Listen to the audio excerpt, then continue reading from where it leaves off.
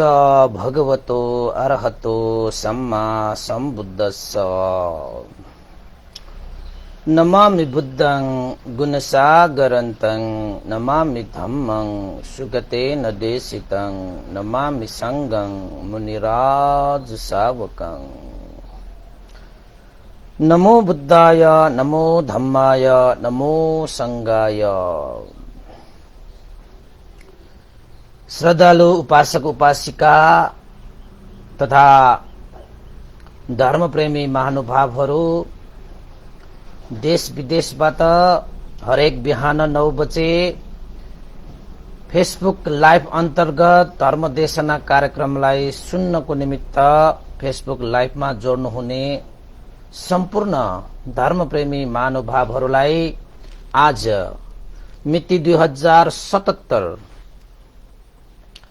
भाद्र 27 गते शनिबारको दिन सदाझै म भिक्षु विमलो श्री सिद्धिमंगल बुद्ध विहार सिद्धिपुर साना गाउँ थसी महालक्ष्मी नगरपालिका वडा नम्बर 6 बुद्ध मार्गबाट सबैलाई मैत्रीपूर्ण स्वागत गर्न चाहन्छु। त उपासक उपासिका तथा धर्मप्रेमी महानुभावहरू,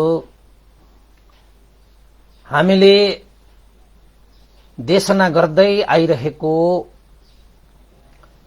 विदुदब नामक कथा देशनालाई हामीले दोस्रो भाग पनि क्रमशःमा छोडेका थियौं र यो भाग अलिकति लामो पनि छ र यसमा धेरै कथाहरू समावेश भएको पनि पाइन्छ। त आज दोस्रो भागको क्रमशःलाई निरन्तरता दिने क्रममा विदुदब नामक कथा देशनाको तेस्रो श्रृंखला तेस्रो भागको रूपमा आज हामी धर्म श्रवण गर्नेछौं र हिजोको हामीले धर्म देशनाको क्रममा विदुदबको कथाहरूलाई अलिकति छाडेर पनि प्रसेनजित महाराज जो विदुदबका पिता थिए, उसको राज्यमा जुन न्याय निसाब गर्नेहरू न्यायाधीशहरूले नै घुस खाएर भ्रष्टाचार गरेर, अब न्यायाधीशहरूले नै भ्रष्टाचार गर्ने, घुस खाने, पैसाको लोभमा अन्यायलाई न्याय भनिदिने, न्यायलाई अन्याय गरिदिने भइसकेपछि कोशल राज्यमा गरिब जनताहरूले अन्याय भोगिरहेका थिए। त्यही अन्यायलाई सेनापतिको रूपमा बन्धुल सेनापतिले न्याय निसाब पनि गरिदिए र त्यस्तो न्याय निसाब गरिदिएको कारणले जनताहरूले पनि बन्धुल सेनापतिलाई साधुकार जय जयकार गरे र त्यही जय जयकार सुनेर राजा पनि प्रसन्न भएर न्यायाधीशको पद पनि दिए र पहिला न्याय गरिरहेका ती न्यायाधीशहरूले अब आइन्दा भ्रष्टाचार गर्न नपाएपछि, पैसा कमाउन नपाएपछि यो बन्धुल सेनापतिलाई कसरी चाहिँ अब हटाउने, राजाको विश्वासलाई कसरी तोड्ने भन्ने अब कूटनीति उनीहरूले चाल्न थालेको सम्म हामीले चाहिँ हिजो क्रमशः गरेका थियौं। यो विदुदबको कथा देशनमा यो बन्धुल सेनापतिको पनि कथाहरू जोडिन आउँछ। कारण के हो त भन्दाखेरि प्रसेनजित महाराजको सेनापति भएको कारणले बन्धुल सेनापतिको पनि कथाहरू यहाँ जोडिन आएको हो। त बन्धुल सेनापतिलाई त्यति सजिलैसँग रणनीति गरेर चालबाज गरेर उसलाई त्यो पदबाट हटाउने, जालजेल गर्ने र राजाको विश्वासलाई त्यत्तिकै सजिलैसँग विश्वासलाई मार्न सकिने अवस्था पनि थिएन। किन त भन्दाखेरि बन्धुल सेनापतिकै कारणले गर्दाखेरि कोशल राज्यमा कसैले पनि आँखा गाड्न पनि सकिरहेको थिएन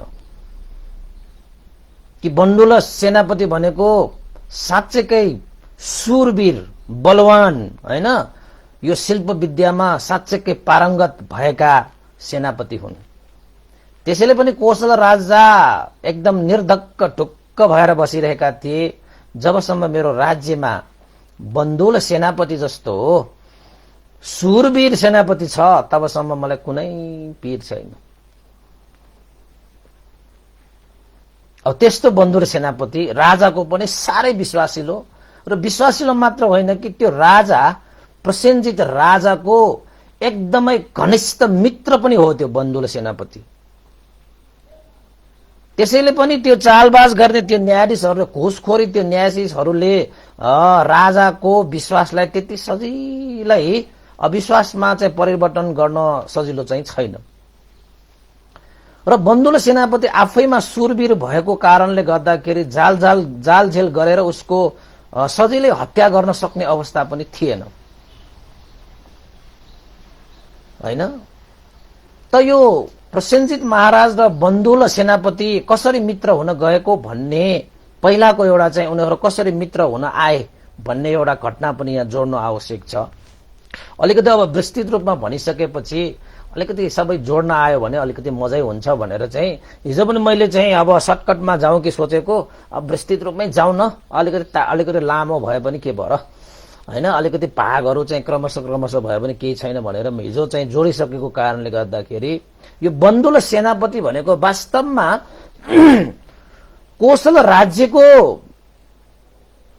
नागरिक पनि होइन, त्यो कोशल राजाको एउटा मित्रको कारणले उता आएर बसेको। कसरी भन्दाखेरि पहिला उनीहरू साथी कहाँबाट भए त भन्दाखेरि कोशल राज्यको महाकोशलको पुत्र प्रसेनजित महाराज, अहिलेको जुन यो महाराज छ त्यो प्रसेनजित वैशाली लिच्छवीका राजा महाली र कुशीनगरका यो चाहिँ मल्ल राजाका यो बन्दुल, उनीहरू तीनजना युवा अवस्थाको बेलामा तक्षशिलामा शिल्प विद्या सिक्न गएका थिए। शिल्प विद्या सिक्न जाने क्रममा यो प्रसेनजित, महाली र बन्दुल यो तीनजना बीचमा भेटघाट भइसकेपछि उनीहरू सबैमा चाहिँ अब चिना जाने, हैन, भइसकेपछि सबै चाहिँ त्यही तक्षशिलामा गएर शिल्प विद्या सिक्ने भन्ने थाहा पाएपछि उनीहरू चाहिँ मित्रवत व्यवहार गरेर, हैन, एक आपसमा चाहिँ विश्वास बढाएर उनीहरूले तक्षशिलामा गएर चाहिँ शिल्प विद्याहरू सिके। ती सम्पूर्ण शिल्प विद्याहरू सिक्ने क्रममा सबभन्दा उत्कृष्ट शिल्प विद्यामा पारंगत सबभन्दा उत्कृष्ट को भए त भन्दाखेरि बन्दुल मल्ल, है, यो कुशीनगरका मल्ल राजाहरूका सन्तानहरू यिनीहरू, हैन? त्यही भएर चाहिँ बन्दुल भनेको त मल्लहरू हुन्, हैन? अब प्रसेनजित त कोशल भयो, महाली चाहिँ लिच्छवी भयो, यो बन्दुल चाहिँ मल्लहरू हुन् यिनीहरू। त थरीथरीको राज्यहरूबाट त्यसरी चाहिँ सिक्न आउने क्रममा तिनीहरू तीनजनाको बीचमा साह्रै नै मित्रवत व्यवहार भयो र बन्दुल मल्लले खुबै त्यहाँ शिल्पहरू सिकिसकेपछि अब कोशल राजा प्रसेनजितलाई पनि थाहा थियो बन्दुल यो मल्लले कतिसम्मको शिल्प विद्यामा चाहिँ पारंगत भएका रहेछन् भन्ने कुरा उनीहरूको आफ्नै आँखाले देखेको थियो नि त। महालीले पनि यो बन्दुल मल्ल सानो तिनो चाहिँ शिल्प पारंगत व्यक्ति होइन, ओहो यति उसको जस्तो चाहिँ शिल्प विद्या सिक्ने तक्षशिलामा कोही पनि थिएन। त्यस्तोकै एउटा तलवार चलाउँदाखेरि उसको तलवार चलाउने बित्तिकै त तपाईको चाहिँ चट्याङ परे जस्तो आवाज आउँछ कि, उसले धनुष बाण चलाउँदाखेरि त यस्तो मजाले चलाउँथ्यो कि उनीहरू सबैले चाहिँ आफ्नै आँखाले देखेको कारणले गर्दाखेरि पनि बन्दुल मल्ललाई प्रसेनजित र महालीले खुबै रुचाउँथ्यो। त उनीहरू तक्षशिलाबाट शिल्प विद्या पारंगत भइसकेपछि आफ्नो राष्ट्रमा आएर प्रसेनजितले कोशल राज्यमा आएर आफ्नो शिल्प विद्या प्रदर्शन गरे। कोशलका राजा महाकोशल राजाले आफ्ना छोरा प्रसेनजित कोशललाई शिल्प विद्या प्रदर्शन पछि खुशी भएर उसलाई राजा पनि अभिषेक पनि गरिदिए, राजा पनि बनाइदिए। वैशालीमा लिच्छवीहरूले पनि महालीको शिल्प विद्याको परीक्षण गरे। परीक्षण गरिसकेपछि महालीले पनि खुबै मेहनत गरेर चाहिँ आफ्नो शिल्प विद्या प्रदर्शन गर्दाखेरि धेरै नै अब हैन अब जोड टोरका साथ उसले चाहिँ आफ्नो शिल्प विद्या हैन अब हतियार चलाउने, तलवार चलाउने, धनुष बाण चलाउने आदि इत्यादि चलाउँदाखेरि चाहिँ धेरै नै परिश्रम गरेर प्रदर्शन गरेको कारणले गर्दाखेरि महालीको आँखा नै नदेखिने अवस्थामा पुग्यो। तैपनि अब त्यो प्रदर्शनमा उसले धेरै उत्कृष्ट प्रदर्शन गरेको कारणले आँखा उसको गुमे तापनि हुन त ग्रन्थमा कहीँ कहीँ लेखेको छ आँखै निस्किने गरी उसले चाहिँ जोड टोर गरेको रे, आँखै निस्कियो रे त्यो प्रदर्शनको क्रममा।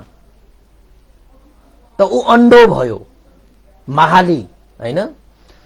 त शिल्प विद्यामा पारंगत भएको त्यो महाली पनि अन्डो भए तापनि त्यो चाहिँ वैशाली हैन लिच्छवी राजाहरूले चाहिँ उसलाई मान सम्मानका साथ 500 जना शिल्प विद्याहरू सिक्ने उसँग सिक्नको निमित्त व्यवस्था मिलाएको पनि थियो र अन्धो भए तापनि उसले चाहिँ यसरी चाहिँ शिल्प विद्या सिक्नुपर्छ भनेर 500 जनालाई शिल्प विद्या सिकाएर बसिरहेको थियो। भनेपछि प्रसेनजितलाई तपाईको कोशल राज्यमा चाहिँ ठुलै मान सम्मान पाएर अभिषेक पनि गरे। महालीलाई तपाईको वैशालीमा लिच्छवीहरूले यद्यपि शिल्प विद्या प्रदर्शन गर्दा आँखा अन्डो भए तापनि उसलाई मान सम्मान गरेर राखे। अब एकजना बाँकी को थियो त भन्दाखेरि बन्डुल मल्ल। मल्लहरू कहाँका हुन् त भन्दाखेरि पहिला कुशीनगरका हुन्। यो कुशीनगरका मल्ल राजाहरूले पनि बन्डुललाई अब तक्षशिलामा गएर शिल्प विद्या सिकेर आएको कारणले गर्दाखेरि उसलाई पनि त अब एउटा चाहिँ हैन समय बितिसकेपछि केही न केही उसलाई चाहिँ ठुलै पद दिनुपर्छ भनेर चाहिँ त्यो चाहिँ कुशीनगरको मल्ल राजाहरूले अब सिक्दैमा चाहिँ अब पद ठुल्ठुला पदहरू त दिनु भएन हैन। त्यसैले चाहिँ पद दिनुको निमित्त त उसले शिल्प विद्या प्रदर्शन गर्नुपर्छ। त्यो शिल्प विद्या प्रदर्शनमा चाहिँ अब सफल भयो भने त्यो शिल्प विद्या प्रदर्शनबाट राजाहरू चाहिँ हैन खुसी भयो भने मात्रै ठुल्ठुला पदहरू पाउने रहेछ। त बन्डुल मल्लको पनि कुशीनगरमा मल्ल राजाहरूले अब शिल्प विद्याको परीक्षा लिने भयो। अब बन्डुल चाहिँ मल्ललाई त्यो परीक्षा दिनको लागि त कुनै पनि अब के पनि अब त्यसलाई चाहिँ गाह्रो कुरा त हुँदै भएन। किन त भन्दाखेरि बन्डुल मल्ल त साँच्चै त्यो शिल्प विद्यामा पुरा पारंगत, सबैले मानेका, सबैले चिनेका, उसको चाहिँ सिप भनिसकेपछि प्रसेनजित महाराज महालीहरूले पनि साँच्चै हो यो त शिल्प विद्याले पूर्ण भएको रहेछ भनेर चाहिँ खुब मान्थ्यो। किन त उनीहरूले आँखाले देखेको भयो नि त बन्डुल मल्लको परीक्षा लिने क्रममा कुशीनगरमा राज हैन समागम भयो। राजाहरूको एउटा चाहिँ बैठक सुरु भयो। बन्डुललाई चाहिँ अब शिल्प विद्या चाहिँ परीक्षण गर्नको निमित्त अब के गर्नु त भन्दाखेरि अब यसमा चाहिँ कहीँ कहीँ चाहिँ यो बाँसलाई काट्ने भनिएको छ, कहीँ कहीँ खम्बाहरू काट्ने भनिएको पनि छ। अब हामी चाहिँ खम्बाहरू राखौं हैन। उसको काम चाहिँ त्यो परीक्षामा कस्तो काम थियो त भन्दाखेरि 60 वटा खम्बाहरू लाइनै चाहिँ त्यहाँ ठहराउने गर्थ्यो। अनि त्यो 60 वटा खम्बाहरूलाई चाहिँ मज्जाले तरवालले एक शब्द पनि साउन्ड हैन आवाज नआउने गरी त्यसलाई काट्नु पर्ने थियो के तलवारले। त्यो बन्डुल मल्लको लागि त्यो त साधारण कुरा हो के, साधारण कुरा हो। उसले या साँच्चै कि उसले काट्यो भने त फलामलाई पनि काट्न सक्ने उसको तलवार थियो कि। अब फलामै काट्न सक्ने चाहिँ तलवार बोक्ने त्यस्तो बन्डुल मल्ललाई त्यो अब काठको त्यो मुढाहरू हैन काठको खम्बाहरू काट्नको लागि के पनि गाह्रो पनि भएन। त सबैको सहमतिमा उसलाई परीक्षा लिने चाहिँ भइसकेपछि हुन त बन्डुललाई परीक्षा लिनु आवश्यकै थिएन। किन त भन्दाखेरि ऊ आफैमा चाहिँ शिल्प विद्यामा पारंगत भएको, जुन तक्षशिलामा सिकेर आउँदाखेरि गुरुले सम्म चाहिँ यो शिल्प विद्या सिकेको मध्येमा सबभन्दा उत्कृष्ट भनेर घोषणा गरेको व्यक्तिलाई त अब परीक्षा लिएर आउनु त आवश्यक थिएन। तर यो कुशीनगरको मल्ल राजाहरूको एउटा परम्परा पनि थियो। त्यसैले चाहिँ बन्धुलाललाई कुनै ठूलो एउटा चाहिँ पद दिनको निमित्त चाहिँ त्यो परीक्षण चाहिँ लिनुपर्ने आवश्यक पनि थियो।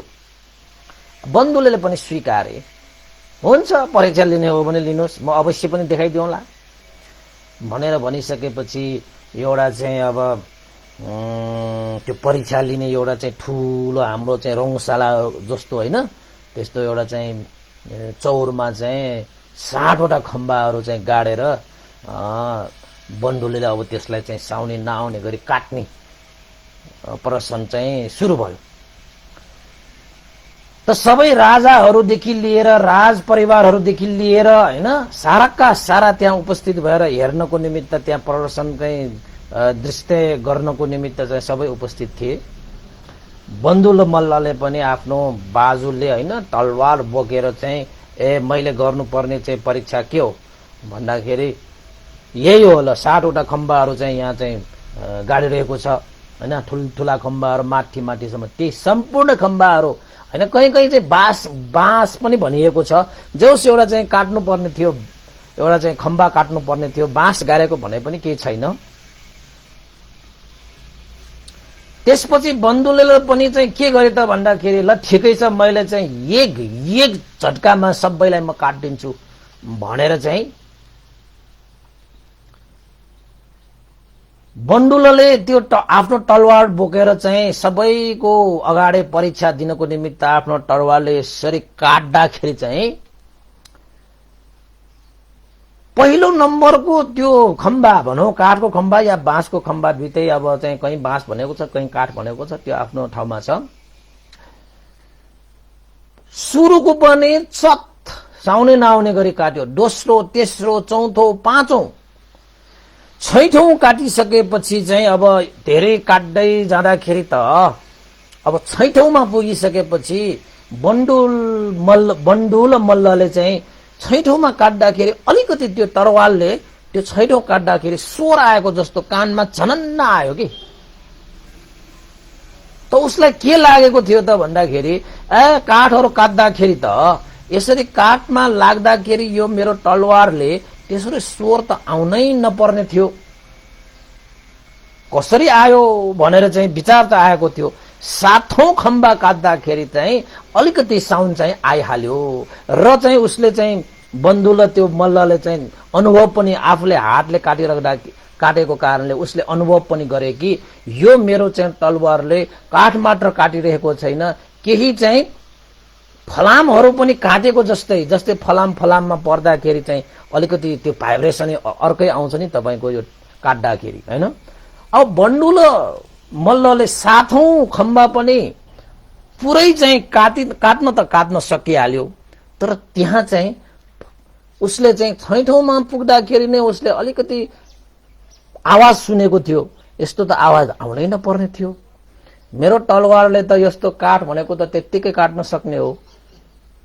त 7औं काट्दाखेरि चाहिँ फलामलाई छोएको जस्तो उसलाई अनुभव भएर चाहिँ लास्टमा त्यो काठहरू त्यो खम्बाहरू चाहिँ हैन काटिसकेपछि यसो चाहिँ काठको चाहिँ माथिपट्टि यसो हेर्न गएको के थियो त खम्बाको चाहिँ बीचमा त के राखेको रहेछ त भन्दाखेरि फलामका दन्दीहरू त्यहाँ खुसाएर राखेको रहेछ कि।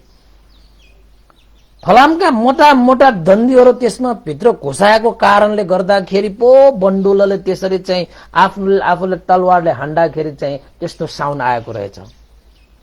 अब काठै मात्र हो भने त त्यस्तो आउने थिएन, तर बन्डुललाई के थियो त भन्दाखेरि यदि यो काठ भित्र फलामै राखेको भए पनि मलाई थाहा दिएको भए यसलाई म चाहिँ मजाले कुनै पनि स्वरै नआउने गरी मैले काट्न सक्ने क्षमता थियो। तर मलाई यो राजाहरूले हैन कुशीनगरका राज सभाले त मलाई त चुक्यायो त, काट्ने चाहिँ काठको मुढा काट्ने भनेर काठको चाहिँ त्यो खम्बा काट्ने भनेर मलाई भने त मैले काटे पनि। त उनीहरूले चाहिँ अब एउटा चाहिँ चुक्याएर त्यो काठ भित्र चाहिँ फलामको दण्डी पनि हालेको रहेछ। हुन त त्यो राजसभाले त बन्डुलले त्यो खम्बाहरू काट्दाखेरि चाहिँ हैन काट्नै नसकोस् भन्ने उद्देश्यले राखेको हुनुपर्छ। किन त भन्दाखेरि त्यो राजसभामा बन्डुललाई ठुलै पद दिने हैन, ठुलै ओहडामा पुर्याउने कसैको पनि मनसा त्यहाँबाट देखिन। पहिला त उसलाई चाहिँ निर्विरोध रूपमा चाहिँ तक्षशिलामा चाहिँ उच्च श्रेणीमा हैन शिल्प विद्या सिकेर आएको कारणले गर्दाखेरि ठुलै पद चाहिँ अब निर्विरोध दिनुपर्ने हो। तर त्यहाँको राजसभाले चाहिँ के निर्णय गरे त भन्दाखेरि परीक्षा गरेर मात्रै बन्दुललाई ठुलै पद दिने निर्णय गरिसकेपछि उसले परीक्षा पनि दिए। तर परीक्षा दिँदाखेरि त्यहाँ चाहिँ अलिकति जालझेल भयो। के जालझेल भयो त भन्दाखेरि काठभित्र त फलाम थियो त, धन्न बन्दुलको त्यही त्यो पाखुरा भएकोले, बन्दुलको तलवार भएको कारणले उसले चाहिँ फलाम भए पनि काट्दियो। तर त्यहाँ चाहिँ के भयो त भन्दाखेरि फलाम भएर थियो भन्ने थाहा भएको भए त उसले अझै जोड लगाएर काट्थ्यो नि त, कुनै पनि साउन आउने थिएन। हुन त पहिलो, दोस्रो, तेस्रो, चौथो, पाँचौं खम्बासम्म त कुनै पनि स्वर आएको थिएन। छैठौँमा अलिकति आएको जस्तो लागेको, र सातौँमा आउँदाखेरि त अब काट्दै जाँदाखेरि त अलिकति चाहिँ बलहरू घट्दै जान्छ नि त्यहाँ। सातौँमा चाहिँ उसले चाहिँ थाहा पाए कि यो तलवारले चाहिँ फलामलाई जसरी छोएको छ त्यसरी नै मलाई चाहिँ अनुभव भयो। काट्न चाहिँ काट्यो, तर चाहिँ त्यहाँ यसो माथिपट्टि हेर्दाखेरि त साथै वतामा त्यो चाहिँ काठभित्र होइन, कहीँ कहीँ बाँसभित्र भनिएको छ। त्यसरी चाहिँ दण्डी, फलामको दण्डी राखेको कारणले गर्दाखेरि बन्दुलालाई चाहिँ अलिकति चित्त पनि दुख्यो कि मलाई चाहिँ शङ्का गर्यो, मलाई चाहिँ मेरो चाहिँ शिल्पमाथि होइन चाहिँ यो चाहिँ जालझेल भयो, मलाई चाहिँ असफल बनाउनको निमित्त यस्तो रणनीति रचियो के म चाहिँ योग्य थिएन र यो चाहिँ कुशीनगरको एउटा ठुलो पदमा उपसेनापति, सेनापति जस्तो होइन ठुल्ठुला पदहरूमा चाहिँ बस्न म उपयुक्त थिएन र यो त मलाई चाहिँ असफल बनाउनको निमित्त यो चालबाज गरेको भनेर चाहिँ त्यो बन्दुल मल्लले सोचेर चाहिँ ओहो मेरो यो यत्रा चाहिँ होइन कुशीनगरका मल्ल राजाहरू चाहिँ यत्तिका मेरा इष्टमित्रहरू छन्, कसैले पनि मलाई चाहिँ यो काठभित्र फलाम छ भनेर कसैले पनि भनेन। सबैले सायद मलाई चाहिँ असफल होस् नै चाहेको हुनुपर्छ, नत्र भने त कसैले त मलाई चाहिँ यस्तो खबर त दिनुपर्ने हो। यो त त्यत्तिकै राखेको त होइन, यो त सबै मिलेर राखेको हुनुपर्छ भनेर चाहिँ बन्दुल मल्लले त एक किसिमले सबैलाई चाहिँ होइन यस्ता जालझेल गर्ने कुशीनगरका मल्ल राजाहरू सबैलाई चाहिँ मारकाट गरेर सबैलाई चाहिँ परास्त गरेर राजा नै बनौ कि जस्तो लागेको थियो। आमा बुवालाई त त्यही पनि भनेको थियो, आमा बुवा म सबैलाई चाहिँ परास्त गरेर राजा नै बनौ कि क्या हो, जसले मेरो लागि चाहिँ यस्तो परीक्षामा चाहिँ मलाई धोका दियो, मलाई चाहिँ यस्तो जालझेल गर्यो, मलाई चाहिँ अविश्वास गरेर मलाई चाहिँ असफल बनाउनको निमित्त यस्ता यस्ता चाहिँ काठभित्र चाहिँ फलाम राख्ने कसैप्रति मलाई त विश्वास लागेन। यिनीहरूले पछि के गर्छ भन्ने मलाई थाहा छैन। यिनीहरूलाई परास्त गरेर म राजै बन्ने हो कि क्या हो भनेर चाहिँ आमा बुवालाई सम्म पनि छलफल गरेको थियो, तर आमा बुवाले त्यसो गर्न मान्नु भएन। यो राज्यमा त यो परम्परागत रूपमा चाहिँ राजाको सिलसिला आउने यस्तो राज्यमा अब यसरी मारकाट नगर बाबु भनेर चाहिँ बुवा आमाहरूले सम्झाइसकेपछि मात्र बन्दुल मल्लले चाहिँ सम्झेको थियो, नत्र भने त बन्दुलले त एक झट्कामा सबका सबको गर्दन छिनालेर त्यो राज्य हरप्न पनि सक्थ्यो। तर आमा बुवाको त्यस्तो चाहिँ आग्रहलाई चाहिँ बन्दुल मल्लले चाहिँ स्वीकारेपछि उसले के सोचे त भन्दाखेरि अब चाहिँ म यो कुशीनगर यो राज्यमा बस्दैन, जहाँ मेरो सिप कला, मेरो पुरुषार्थ, मेरो सुरवीरताको चाहिँ कदर हुँदैन, जहाँ जाल झेल हुन्छ होइन, जहाँ चाहिँ मलाई यस्तो चाहिँ कुनीतिहरू चाहिँ प्रयोग गर्छ, त्यस्तो राज्यमा मलाई बस्नु पनि छैन होइन भनेर चाहिँ त्यो बन्दुल मल्लले आफ्नो चाहिँ श्रीमती जो छ मल्लिका देवी होइन, उसको बन्डुल मल्लिका भन्ने दुईजना छ के है। अनि त्यसपछि चाहिँ यो चाहिँ बन्डुल मल्लिका होइन, बन्दुलको श्रीमतीको नाम पनि मल्लिका। अनि मल्लिकालाई सोधेर ल मल्लिका म यस्तो राज्यमा चाहिँ बस्दैन, जुन राज्यमा मेरो चाहिँ सिप कलाको चाहिँ कुनै सम्मान हुँदैन हैन, जुन मेरो कलाको लागि चाहिँ निष्क्रिय पार्नको लागि झालझेल हुन्छ, यस्ता राज्यमा म बस्नु सुहाउँदैन। मेरो यस्तो सिप चिन्ने जान्ने बुझ्ने चाहिँ सबै छन्, जुन चाहिँ मेरा मित्र चाहिँ प्रसेनजित महाराज हैन भइसके, जसले हामी सँगै चाहिँ अब तक्षशिलामा गएर चाहिँ शिल्प विद्या सिकेका थिए। प्रसेनजितले त मलाई हर हमेशा चाहिँ स्वागत गर्नको निमित्त बोलाइरहेको छ। तिमी जस्तो मलाई चाहिँ मित्र पाउनु त मेरो भाग्यको कुरा भन्थ्यो। तर यो चाहिँ अरू राज्यहरूले चाहिँ मेरो सिप कला हैन मेरो चाहिँ पुरुषार्थको त्यस्तो कदर गर्छ, तर यो राज्यले त्यसो गरेन। यस्तो राज्यमा बस्नु भन्दा नबस्नु नै बेस भनेर चाहिँ मल्लिकालाई त्यसो सुनाइसकेपछि मल्लिकाले पनि तपाईँ जहाँ जहाँ जानुहुन्छ म पनि त्यहाँ त्यहाँ जान्छु भनेर चाहिँ उसको श्रीमती मल्लिका पनि आएर त्यहाँबाट चाहिँ कहाँ गए त भन्दाखेरि चाहिँ उसको मित्र प्रसेनजित कोशल राज्यमा गए। कोशल राज्यमा बन्दुल मल्ल आएको सुनेपछि कोशल राजा प्रसेनजित त यति खुसी भयो कि ओहो मित्र, तिमीलाई मैले चाहिँ हर हमेशा मेरो राज्यमा सेनापतिको रूपमा देख्न चाहेको थियो। तिम्रो सिप तिम्रो कला तिमी कति पुरुषार्थ छौ भन्ने यो आँखाले दुईटा आँखाले मजाले देखेको छ। त्यसैले मित्र तिमीलाई चाहिँ स्वागत छ भनेर चाहिँ प्रसेनजित कोशल नरेशले चाहिँ बन्दुल मल्ललाई आफ्नो राष्ट्र कोशल राष्ट्रमा स्वागत गरेर उसलाई चाहिँ सेनापति पद दिएको रहेछ। हेर्नुहोस् है, त्यत्तिकै त्यहाँ सेनापति हुन गएको होइन। वास्तवमा यो बन्दुल मल्ल भनेको कुशीनगरको राजा, कुशीनगरको मल्लहरू हुने यिनीहरू। तर चाहिँ कुशीनगरको त्यो मल्लहरूले चाहिँ बन्दुल सेनापतिको त्यो प्रतिभा, त्यो चाहिँ सिप हैन त्यसको कलालाई कुनै पनि औचित्य नदिएको कारणले गर्दाखेरि बन्दुल मल्लले आफ्नो स्थान छोडेर चाहिँ प्रसेनजित राजाको कोशल राज्यमा जानु परेको। त्यस्ता धेरै हुन्छन्, हाम्रो नेपालमा पनि त्यस्ता धेरै हुन्छन्। यो मान्छेहरूलाई कति कति प्रतिभा हुन्छन्, कति कति सिप हुन्छन्, तर राष्ट्रले त्यो हेर्न पनि सक्दैन, कदर गर्न पनि सक्दैन। र यहाँको मान्छेहरूले पनि भन्ने हुन्छ हैन, त्यति जुन कदर गर्नुपर्ने त्यो कदर नभइसकेपछि अनि मान्छेहरू विदेशी नै हो।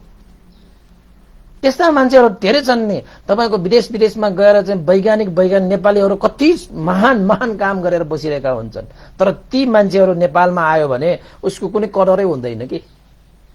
अनि उनीहरूलाई चाहिँ एउटा चाहिँ फ्रस्ट्रेसन हुन्छ कि, अलिकति निराश हुन्छ कि नेपालमा गएर के गर्ने, जुन चाहिँ सिप थियो मसँग त्यो सिपको कुनै कदर हुँदैन, कुनै चाहिँ अब मान सम्मान हुँदैन, त्यसको चाहिँ युटिलाइज हुँदैन, उपयोग हुँदैन भने म नेपाल गएर के भन्ने जस्तो पनि लाग्नेहरू पनि धेरै रहेछ कि। अब यो बन्दुल मल्ल पनि त्यस्तै भएका एउटा चाहिँ मल्ल हुन्, जसले चाहिँ आफ्नो चाहिँ कुशीनगर राज्यलाई त्यागेर प्रसेनजितको कोशल राज्यमा गएका थिए। प्रसेनजित त खुसी, मित्र तिमी जस्तो सेनापति पाउनु त मेरो लागि त ठुलो भाग्य हो। तिमी सेनापति भयो भने राष्ट्रको लागि कुनै पनि खतरा छैन, चारै दिशाबाट पनि सुरक्षित भयो भने पनि हुन्छ भनेर चाहिँ उसको मित्र पनि भयो। त प्रसेनजितको बन्दुल सेनापति भइसकेपछि कुनै पनि राष्ट्रले कोशल राज्यलाई आँखा गाडेर पनि हेर्न सकेन रे। त्यही बन्दुल मल्ल चाहिँ कुशीनगरमा बसेको भए कुशीनगर चाहिँ कति शक्तिशाली हुन्थ्यो, कति महान हुन्थ्यो हैन, उसको राज्य कति सम्पन्न हुन्थ्यो, कतिलाई उसले त्यो शिल्प विद्या सिकाउँथ्यो। तर कुशीनगरका ती राजाहरूले चाहिँ अलिकति जालझेल गरेर चाहिँ बन्दुललाई चाहिँ अलिकति चित्त दुखाएको कारणले बन्दुल त्यो मल्लले राज्य नै छोडेर अर्को आफ्नो मित्र राष्ट्र हैन प्रसेनजितकोमा गएछ। प्रसेनजित त खुसी हैन, किन त भन्दाखेरि प्रसेनजितले त बन्दुल मल्लको चाहिँ प्रतिभा, उसको कला, उसको सिप सब देखेको थियो नि त, खुसी भएर राखेको थियो। त्यही भएर पनि प्रसेनजित एक त बन्दुल सेनापतिको साह्रै नै मिल्ने मित्र हो, र अर्को तर्फबाट कोशल नरेश भनेको चाहिँ कस्तो राजा त भन्दाखेरि आफ्नो राज्यमा जसको कला सिप प्रतिभा छ उनीहरूको सम्मान गर्ने राजा हो के त्यो हैन। अब आफ्नो राष्ट्रको नागरिक नभए तापनि प्रसेनजित महाराजले एउटा बन्दुल मल्ललाई विश्वास गरेर उसको प्रतिभा, उसको चाहिँ सिपलाई कदर गरेर आफ्नो राष्ट्रको सेनापति बनाइदिए। त्यो पनि चान्चुनको कुरा होइन। त्यसैले सिप प्रतिभा र उसको कला होइन त्यो चिजलाई चिन्न सक्नु भनेको चाहिँ एउटा राष्ट्रको लागि एउटा चाहिँ पुँजी हुन्छ अरे कि। अब राष्ट्रले पनि यो नेपालमा होइन, अब नेपालमा मात्र होइन कि हरेक राष्ट्रमा एउटा राजपुरुषहरूले चाहिँ राष्ट्रको पुँजीलाई चिन्न सक्नुपर्छ अरे कि। राष्ट्रको पुँजी चिन्न सकिएन भने त्यो परराष्ट्रहरूले चाहिँ त्यसको फाइदा उठाइहाल्छ अरे कि। अब बन्दुल मल्लको पनि त्यस्तै भएको छ त्यहाँ। अब कुशीनगरमा त्यति बेला कुशीनगरका मल्ल राजाहरूले उसको त्यसलाई जाल झेल नगरेको भए त बन्दुलले त त्यो प्रतिभा देखाउँथ्यो नि त, उसलाई त ठुलै पदमा अभिषेक गर्नु पर्थ्यो नि त उसको चाहिँ सिप कला प्रतिभाले, तर भएन। त यसरी चाहिँ बन्दुल मल्लको प्रसेनजितसँग एकदमै मित्रवत घनिष्ठता भएको कारणले पनि विश्वास पनि थियो। त्यहाँ विश्वास बढ्नुको एउटा चाहिँ अर्को कारण के थियो त भन्दाखेरि आफ्नो राष्ट्र नै त्यागेर साथीको एउटा शरणमा आएको व्यक्ति होइन, त्यसमाथि पनि उसँग चाहिँ सिप छ, प्रतिभा छ। त्यो राष्ट्रमा गइसकेपछि बन्दुलले थुप्रै सिपहरू देखाएर राष्ट्रको लागि एउटा चाहिँ नाम चम्किने कार्य पनि गरेर देखाइदिए होइन। त्यसैले पनि कुनै पनि अरू चाहिँ सेनाहरू, मन्त्रीहरू, अमात्यहरू होइन, न्यायाधीशहरूले चाहिँ बन्दुल सेनापतिलाई चाहिँ औँला ठहराउन सकेको थिएन। किन त भन्दाखेरि बन्दुल चाहिँ सेनापति हर हमेशा सत्य, न्याय, निष्पक्ष न्याय निसाब गर्ने होइन, सत्यको मार्गमा हिँड्ने सुरवीर पनि थियो। त उसले एउटा गरिब मान्छेलाई अन्याय पर्दाखेरि त्यसरी चाहिँ न्याय दिएको थियो होइन। त्यो न्याय दिँदाखेरि चाहिँ त्यो प्रसेनजित महाराजको चाहिँ न्यायाधीशहरू चाहिँ घुस खाएर होइन त्यसरी न्याय निसाब गर्ने त्यहाँ घुसखोरी न्यायाधीशहरूले त अब बन्दुल सेनापतिलाई त राजाले विश्वास गरेर ल तिमीले न्याय निसाब गरेको त जनताहरूलाई साह्रै नै चित्त बुझ्दो रहेछ, तिम्रो साधुकार भयो, जेकार भयो, त्यसैले तिमीलाई नै न्यायाधीशमा नियुक्त गरे भएर न्यायाधीश पनि बनाइदिएपछि त त्यो न्यायाधीश बिचरा त्यो घुसखोरी न्यायाधीशहरूलाई त आपद पर्यो नि त। बिचराहरूको त अब खाने बाटो त त्यही थियो।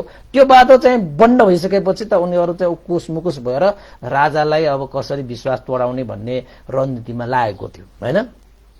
यसरी चाहिँ बन्दुल चाहिँ प्रसेनजितको यसरी सेनापति हुन आएको भनेर चाहिँ मैले तपाईहरुलाई चाहिँ एउटा चाहिँ छोटो जानकारी दिएको। र बन्दुल सेनापति यति शक्तिशाली भयो कि त्यो बन्दुल सेनापति जहाँ जहाँ जान्छ त्यहाँ त्यहाँ चाहिँ एउटा चाहिँ हैन चतुरङ्ग सेनाहरू आएको जस्तो देखिन्थ्यो कि। त्यसको पनि एउटा कारण छ, म तपाईलाई त्यो कारण पनि बताइदिन्छु, मजाको छ। बन्दुल सेनापतिको श्रीमती मल्लिका देवी, बन्दुल सेनापतिलाई चाहिँ यो इच्छा थियो कि मैले चाहिँ म जस्तो पुरुषार्थ शूरवीर छोराहरू जन्माउने, यो छोराहरूलाई पनि मसँग जति सिप छ त्यो सिपहरू उनीहरूलाई दिएर चाहिँ छोराहरूलाई पनि शूरवीर बनाउने, त्यस्तो सोच थियो के बन्दुल सेनापतिकोमा। तर विडम्बना के भइदियो त भन्दाखेरि आफ्नै श्रीमती मल्लिकाले धेरै समय बितिसके तापनि छोरा भने जन्माएकै होइन। छोरा मात्र होइन, त्यहाँ सन्तान कोही पनि जन्माएन के। भनेको मतलब मल्लिका देवी चाहिँ धेरै समयसम्म चाहिँ अब हाम्रो नेपाली भाषाबाट भन्ने हो भने अलिकति भन्नु त नहोला तै पनि भन्नु पर्दाखेरि बाजे आइमाई भन्छ नि त, सन्तान जन्माउन नसक्ने आइमाईहरू हैन, स्त्रीहरू भनौं, फेरि आइमाई भएर रिस उठ्ला फेरि हैन। आइमाईहरू अब कन्या भनौं क्या हो, कन्या भएर फेरि अझै राम्रो हो कि क्या हो हैन, महिला भनौं कि क्या हो हैन, जस स्त्री। अब बन्दुल सेनापतिलाई चाहिँ छोराहरू सन्तानहरू जन्माएर उनीहरूलाई त्यो आफ्नो सिप उनीहरूलाई त्यो दिएर चाहिँ शूरवीर बनाउने चाहिँ सोच राखेर चाहिँ बसिरहेको। तर श्रीमतीबाट त सन्तान कुनै पनि नभइसकेपछि के सोच्यो त भन्दाखेरि ओहो मेरो श्रीमतीबाट चाहिँ अब सन्तान हुँदै हैन। श्रीमती सन्तान नभइसकेपछि अब यो राष्ट्रमा चाहिँ अर्काको राष्ट्रमा आएको बसिरहेको। अनि त्यसपछि चाहिँ बन्दुल सेनापतिले के सोचे त भन्दाखेरि ल मल्लिका अब चाहिँ तिमी आफ्नो माइती घर गएर नै बस, हामी यहाँ आएर चाहिँ आफ्ना आमा बुवालाईसम्म बोलाएर चाहिँ कोसल राज्यमा बसिसकेका बन्धुल सेनापतिले आफ्ना आमा बुवालाई पनि बोलाएर चाहिँ राखेको, सबै परिवारहरू बोलाएर राखेको। किन त राखेको त भन्दाखेरि त्यो चाहिँ कुशीनगर राज्यमा चाहिँ राज खलकहरूसँग बन्धुल सेनापतिको कुनै विश्वासै भएन क्या। त्यहाँ त्यस्तो जालजेल गरेको जस्तो लागेर उसले आफ्नो बुवा आमालाईसम्म त्यहाँ बोलाएरसम्म राखेको थियो। त सन्तान नभइसकेपछि मल्लिका र बन्डुल सेनापतिको छलफलमै मल्लिका देवी चाहिँ माइती घर गएर बस्ने चाहिँ भयो। अब त्यहाँ चाहिँ र बन्डुल सेनापतिले पनि अब माइती गएर नै बस भनेर पठाइदिएछ। तर मल्लिका भनेको त्यो बन्डुल सेनापतिको त्यो श्रीमती उपासिका भगवान बुद्धप्रति साह्रै नै श्रद्धा राख्ने उपासिका रहेछ। बुद्ध धर्म संघप्रति श्रद्धा आस्था गौरव राख्ने।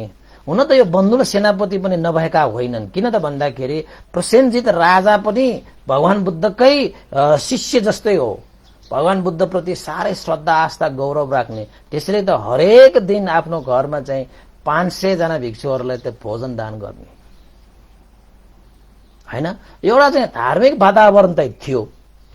त मल्लिका देवीलाई चाहिँ माइत पठाइदिइसकेपछि मल्लिका हैन बन्धुल सेनापतिको मल्लिकाले पनि विचार गरे अब म माइती जानुभन्दा अगाडि एकपल्ट चाहिँ भगवान बुद्ध कहाँ गएर चाहिँ वन्दना सत्कार गरेर मात्रै म माइती जान्छु। किन त भन्दाखेरि श्रावस्तीमा छ, श्रावस्तीमै थियो भगवान बुद्ध त त्यही चाहिँ कोसल राज्यमै हैन। त्यही भएको कारणले पनि बन्धुल सेनापतिलाई बन्धुल सेनापतिसँग बिदाई सिदाई गरेर चाहिँ अब माइती गएर बस्न जानु पर्यो। तर चाहिँ अब एकचोटि जानुभन्दा अगाडि म एकचोटि भगवान बुद्धलाई भेट्न जान्छु भनेर श्रावस्ती जेतवन बिहारमा भगवान बुद्धलाई भेट्न गएछ। त्यति बेला श्रावस्ती जेतवन बिहारमा धर्म देशनाको क्रम थियो।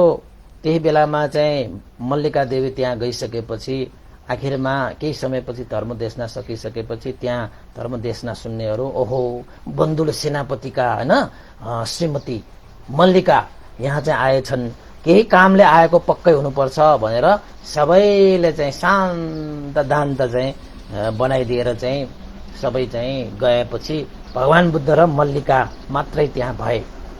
र भगवान बुद्धले मल्लिकालाई सोधे, हे मल्लिका किन र आज त एक्लै आएका छौ? सबै ठिकठाक त छ, सन्चो बिसन्चो बन्धुल सेनापति कोशल महाराज कस्ता छन् के छन् सबै ठिकठाक त छन् हैन। आज त एक्कासी त मल्लिका त उपस्थित भए, के कारण कसो कारण होला? हुन त भगवान बुद्धलाई थाहा थियो किन आएका हुन् भन्ने कुरा त सब थाहा थियो। तैपनि भगवान बुद्धको त्यो एउटा चाहिँ अब औपचारिकता त पूरा गर्नु पर्यो। भगवान बुद्धले सोधिसकेपछि मल्लिकाले के भने त भन्दाखेरि भगवान शास्ता म त माइत हिँड्न आएका, बन्धुल सेनापतिले मलाई त माइत गएर बस्नु भन्नु भएको छ, मलाई त आज्ञा गर्नु भएको छ, किन हैन भन्नु भएको छ। त्यसैले म त माइती जान हिँडेको। अब माइती जानु भन्दा पहिला भगवान बुद्धलाई दर्शन गरेर जाउँ। अब मेरो त माइत भनेको त कुशीनगरमा हो हैन, मल्लहरूको छोरी हो। त्यो त मल्लहरूको छोरी भएपछि त माइत गएर बस्ने त अर्कोको देशमा चाहिँ कुशीनगरमा गएर बस्नु पर्यो नि त।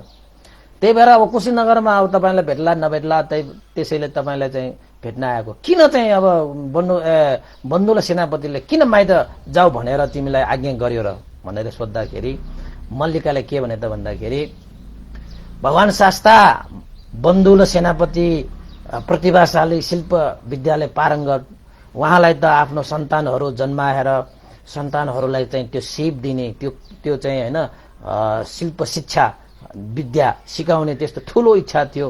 तर मबाट कहिले पनि चाहिँ सन्तान नभएको कारणले गर्दाखेरि मलाई चाहिँ बाजी हैन आइमाई जस्तो ठानेर माइतीमा गएर बस भन्ने आज्ञा भएको हो भगवान शास्ता। त्यसैले म पनि पति भक्त हैन, पतिलाई साह्रै सम्मान गर्ने, पतिको कुनै पनि आज्ञालाई मैले अहिलेसम्म उल्लङ्घन गरेको छैन। त्यसैले चाहिँ बन्धुल सेनापति मेरा पतिको त्यही चाहिँ इच्छा त्यही आकांक्षा छ भने मैले खुर्क स्वीकारेर म चाहिँ माइती जानको लागि हिँड्न आएको हो, म त बाजे आइमै पो परे, भगवान शास्ता मैले सन्तान दिन सकेन भनेर चाहिँ डुकेसो पोख्न थाले। डुकेसो पोख्न थालिसकेपछि भगवान बुद्धले चाहिँ के भने त भन्दाखेरि, हे मल्लिका यही मात्रै कारण हो तिमी चाहिँ माइती जानुपर्ने, यही मात्रै कारण हो भनेर सोद्धाखेरि भगवान शास्ता बन्दुल सेनापति त तपाईलाई पनि थाहा भएकै कुरा हो, उहाँ जस्तो वीर सुरवीर को होला र, अरू के पनि कुनै कारणै छैन, एउटै मात्र कारण थियो, त्यो म चाहिँ बाजी भएको कारणले, मैले सन्तान दिन नसकेको कारणले मात्रै म माइती जान परेको हो, अरू त कुनै पनि कारण छैन भगवान शास्ता भनेर चाहिँ भगवान शास्तालाई मल्लिकाले चाहिँ निवेदन गरिसकेपछि भगवान शास्ताले के भन्यो त भन्दाखेरि, हे मल्लिका यही एउटा मात्रै कारण हो भने तिमी माइत जानु पर्दैन, तिमी माइत नगइकन जाऊ, बन्दुल सेनापति कहीँ जाऊ, कुनै चिन्ता लिनु पर्दैन, यही मात्र कारण हो भने सबै कुशल मंगल हुन्छ, जाऊ भनेर चाहिँ पठाइदिएछ।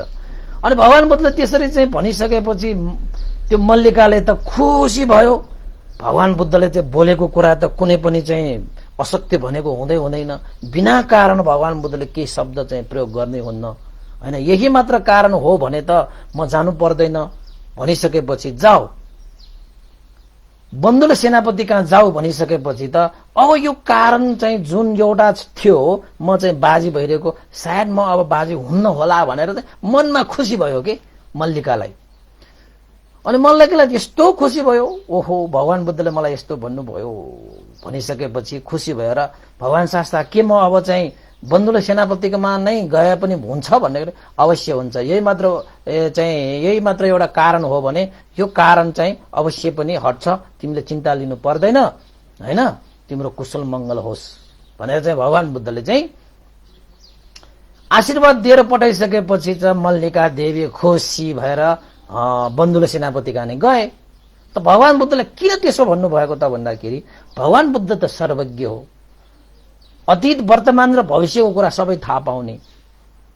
त भगवान बुद्धलाई के थाहा थियो त भन्दाखेरि यो मल्लिका देवीले अब केही समयपछि नै उसले चाहिँ सन्तान जन्माउने छ भन्ने कुरा त भगवान शास्त्रले देखिसकेको थियो।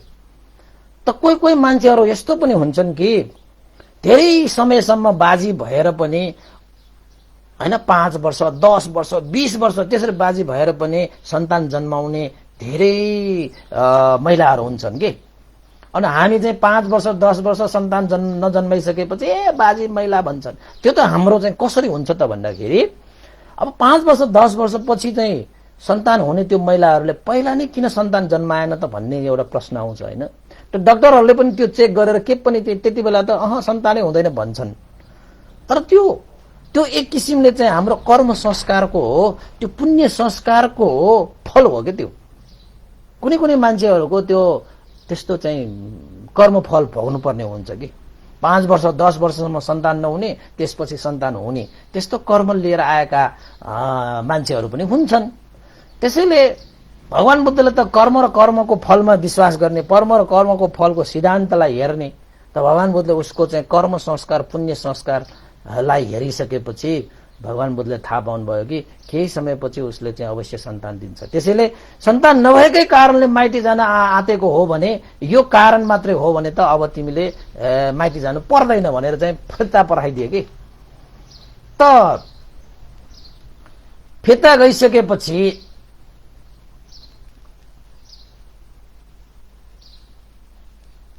मल्लिका चाहिँ अब बन्दुल सेनापतिकोमा गइसकेपछि बन्दुल सेनापति त अचम्म भयो, यो मान्छे त माइत जान्छु भनेर गइसकेको, फेरि फिर्ता आयो त। हे मल्लिका तिमीले चाहिँ कहिले पनि मेरो वचनलाई उल्लङ्घन गरेको छैन र तिमीले दिएको वचन पनि कहिले उल्लङ्घन गरेको छैन। त तिमीले आज चाहिँ सहमतिमै हैन, तिमी त खुसी भएर नै तिमीले चाहिँ हैन मेरो आज्ञा मानेर मैले माइती गएर बस भनेर भनिसकेपछि तिमीले त खुसी खुसी स्वीकारे त माइती गएको मान्छे के भएर आजदेखि तिमीले वचन सचन सबै चाहिँ टुक्र्याउने विचार गर्यो कि क्या हो भनेर सोद्धाखेरि त मल्लिका देवी मुसमुस हाँसेर के भन्नुभयो त भन्दाखेरि आजसम्म मैले चाहिँ आफ्नो पति हैन श्रीमानको कुनै वचन मैले चाहिँ टुक्रिआएको छु र? कि मैले तपाईले दिएको वचन कहिले मैले चाहिँ फेल खुवाएको छु र? छैन मल्लिका। त्यही त म अचम्म भइरहेको छु। आज त तिमी फर्क्यौ त, आज तिमी चाहिँ माइती जान्छु भनेर गइसकेको त, किन आयो त फेरि त्यसो भए भन्दाखेरि चाहिँ मल्लिका देवीले के भने त भन्दाखेरि, हो म चाहिँ माइती जानलाई गएको पनि हो, त मलाई भगवान बुद्धको याद आयो। अब भगवान बुद्धप्रति मेरो अगाध श्रद्धा छ, त्यसैले चाहिँ जानुभन्दा अगाडि म भगवान बुद्धको दर्शन गरेर मात्रै जान्छु भनेर म श्रावस्ती जेतवन बिहारमा गएर भगवान बुद्धलाई चाहिँ भोग गर्न गएको थिएँ। र भगवान बुद्धले सबैको कुशल मङ्गलको बारेमा सोध्नुभयो। मैले सबै कुशल मङ्गल पनि भनिदिएँ। त किन आयो त आज एक्लै? बन्धुले सेनापति त आएन भनेर सोध्नु पनि भएको थियो। त मैले के भने त भन्दाखेरि, बन्धुले सेनापतिले मलाई माइत पठाएको थियो, म त माइती जान आएको भने। कारण के भनेर सोध्नु हुँदाखेरि फलाना फलाना यस्तै बाजी भएको कारणले, सन्तान नभएको कारणले भनेर चाहिँ मैले भने। त भगवान बुद्धले के भन्नुभयो त भन्दाखेरि, यही कारण हो भने तिमी माइत जानु पर्दैन, जाओ बन्धुलो सेनापतिकोमा जाओ, तिम्रो चाहिँ कुशल मङ्गल नै हुन्छ भनेर ल्याउनु भएको छ। त्यसैले भगवान बुद्ध भनेको त सर्वज्ञ हो। उहाँलाई पक्कै पनि केही देख्नु भएर केही जान्नु भएर नै मलाई फिर्ता पठाउनु भएको हुनुपर्छ। म त्यत्तिकै फिर्ता आएको त होइन श्रीमान बन्धुलो सेनापतिज्यू, भगवान बुद्धको आज्ञा लिएर चाहिँ म फिर्ता आएको हुँ भनिसकेपछि बन्धुले सेनापतिले पनि विचार गरे। ओहो, त्यसो भए भगवान बुद्ध त्यसो भन्नुभयो? मलाई त त्यसै भन्नुभयो। यही मात्र कारण हो भने त फर्केर जानुहोस् भन्नुभयो त म त फर्केर आएँ। त बन्धु सेनापतिले के विचार गरे त भन्दाखेरि, त्यसो भए भगवान बुद्धको वचन भनेको कुनै पनि असत्य हुँदैन। उहाँले केही न केही देख्नु भएर नै मल्लिका तिमीलाई चाहिँ फिर्ता जानको निमित्त यो चाहिँ एउटा बाटो प्रशस्त गरेको हुनुपर्छ। त्यसो भए पक्कै पनि हामी थुक्क भएर बसे पनि भयो, पक्कै पनि हाम्रो चाहिँ सन्तान हुन्छ होला। नत्र भगवान बुद्धले त्यो कारण मात्र भए त फर्के पनि हुन्छ भनेर भन्नुहुन्न भनेर चाहिँ बन्धुल सेनापतिले पनि भगवान बुद्धप्रति श्रद्धा आस्था भएको कारणले गर्दाखेरि, त्यसो भए ठिकै छ, भगवान बुद्धको आज्ञा अनुसार तिमी यहीँ बस, केही समय यहीँ बस, अवश्य पनि केही हुन्छ। भगवान बुद्ध न त त्यत्रो भन्नुहुन्न भन्दै बुद्धप्रतिको श्रद्धा आस्था विश्वासको कारणले उनीहरूले चाहिँ अब माइती जान लागेको त्यो मल्लिका पनि बन्धुल सेनापति कहाँ बसे। नभन्दै केही समयपछि त बन्धुल मल्लिका देवी त गर्भवती भए त हैन, गर्भवती भए। त्यसपछि बन्धुल सेनापति त खुसी भए। ओहो, यही कारण देखेर चाहिँ भगवान बुद्धले चाहिँ यसरी चाहिँ फिर्ता पठाएको हुनुपर्छ। अब हामीलाई सेना हुने भयो, हामीलाई चाहिँ अब सन्तान हुने भयो भनेर चाहिँ बन्धुल सेनापति त यति खुसी भए कि के भन्छ मल्लिका देवी गर्भवती भइसकेपछि त त्यो मल्लिका देवीको त यति स्याहार सुसार गर्ने कि मलाई त पिता बनाइदिने भयो, मलाई त संसारको ठुलो उपहार दिने भयो मेरो श्रीमतीले भन्दै श्रीमतीको हर इच्छा पूरा गरिदिने के बन्धुल सेनापति। अब कमको सेनापति होइन नि त्यो बन्धुल सेनापति त। त्यसपछि समय बित्दै गए, मल्लिका पनि अब गर्भवती पनि बिस्तारै बढ्दै गए। अब गर्भवती भइसकेपछि महिलाहरूलाई दोहल उत्पन्न हुन्छ भनेर लेखिएको छ। अब यो महिलाहरूलाई त प्रशस्तै थाहै छ। यो दोहल भनेको कस्तो त भन्दाखेरि, गर्भवती हुँदाखेरि चाहिँ महिलाहरूलाई एउटा इच्छा प्रकट हुँदो रहेछ कि यो गर्ने त्यो गर्ने, त्यो इच्छा प्रकट भयो भने चाहिँ त्यो इच्छा पूर्ण भयो भने चाहिँ उनीहरूलाई खुबै सन्तोष हुने। त्यो इच्छा प्रकट त्यो इच्छा पूर्ण भएन भने अलिकति उनीहरूलाई चाहिँ गाह्रो हुने रहेछ। त्यो दोहल उत्पन्न भयो। एक दिन बन्धुल सेनापतिले मल्लिकालाई, मल्लिका भन, तिमीले मलाई संसारको यस्तो महान उपहार दिँदैछौ, तिम्रो लागि मैले के गर्नुपर्छ गरिदौँला, तिम्रो केही त्यस्तो इच्छा छ भने भन है भनेर भन्दाखेरि मल्लिका देवीले के भने त भन्दाखेरि, मलाई एउटा दोहल उत्पन्न भएको छ भनेर भने। त्यसो भए भन, तिमी त बन्धुल सेनापतिकी श्रीमती हौ नि, तिमीले त जस्तो सुकै महान इच्छा पनि गर्न सक्छौ, तिम्रो हर इच्छा म पूरा गरिदिन्छु, भन कस्तो इच्छा उत्पन्न भयो भन्दाखेरि चाहिँ मल्लिका देवीले चाहिँ आफ्नो दोहल चाहिँ प्रकट गरे श्रीमान बन्धु र सेनापतिज्यू, हुन त मेरो चाहिँ जुन इच्छा, जुन डोहल उत्पन्न भएको छ त्यो साधारण डोहल चाहिँ पक्कै होइन, त्यो कठिन चाहिँ अवश्य पनि छ। त्यही भएर पनि मलाई भनौ कि नभनौ जस्तो पनि भइरहेको छ। भन नभन, तिमी त बन्धु र सेनापतिको श्रीमती हो, तिमीले चिन्ता लिनुपर्छ, जे सुकै इच्छा गर म पूरा गरिदिन्छु, ल भन। पहिला भनी त हेर भनेर भनिसकेपछि मल्लिका देवीले चाहिँ हैन, बन्धु र मल्लिकाले चाहिँ के भने त भन्दाखेरि, हे श्रीमान, मलाई त कस्तो एउटा इच्छा उत्पन्न भयो त भन्दाखेरि, वैशाली नगरको राजकुलहरूको अभिषेक गर्ने मंगल पुष्करणीय पोखरीमा स्नान गर्ने त मलाई चाहिँ डोहल उत्पन्न भयो। अब वैशाली भनेको त साह्रै प्रभावशाली राज्य, त्यो पनि त्यो वैशाली नगरको त्यो राजकुल अभिषेक मंगल पुष्करणीय पोखरीमा स्नान गर्ने भनेको त चान्चुनको कुरा होइन। त्यो पोखरीमा त कसैले पनि नुहाउनै पाउँदैन, स्नान गर्नै पाउँदैन। त कहिले त्यहाँ स्नान गर्छ त भन्दाखेरि, कुनै पनि राजाहरू चाहिँ अभिषेक गर्दाखेरि त्यो राजालाई स्नान गराउने त्यो पोखरी, राज परिवारहरूले स्नान गर्ने त्यो पोखरीमा अब त्यो बन्धु र मल्लिकाले स्नान गर्ने चाहिँ डोहल उत्पन्न भयो भनेर भन्छ। के गर्ने होला, यो त अर्काको राष्ट्रमा गएर त्यो राष्ट्रको राजाहरूको स्नान गर्ने पोखरीमा त्यहाँ स्नान गर्ने इच्छा आउनु भनेको त अब चाहिँ करिब करिब असम्भव जस्तै हो होइन। मलाई त यस्तो पो इच्छा आयो त, ए बन्धुले सेनापति के गर्ने होला भनेर भन्दाखेरि चाहिँ बन्धुले सेनापतिले के भने त भन्दाखेरि, हे मल्लिकी, तिमीले चिन्ता नगर, चाहे यो देशको होस् चाहे अरूको देशको होस्, चाहे चाहिँ यो चाहिँ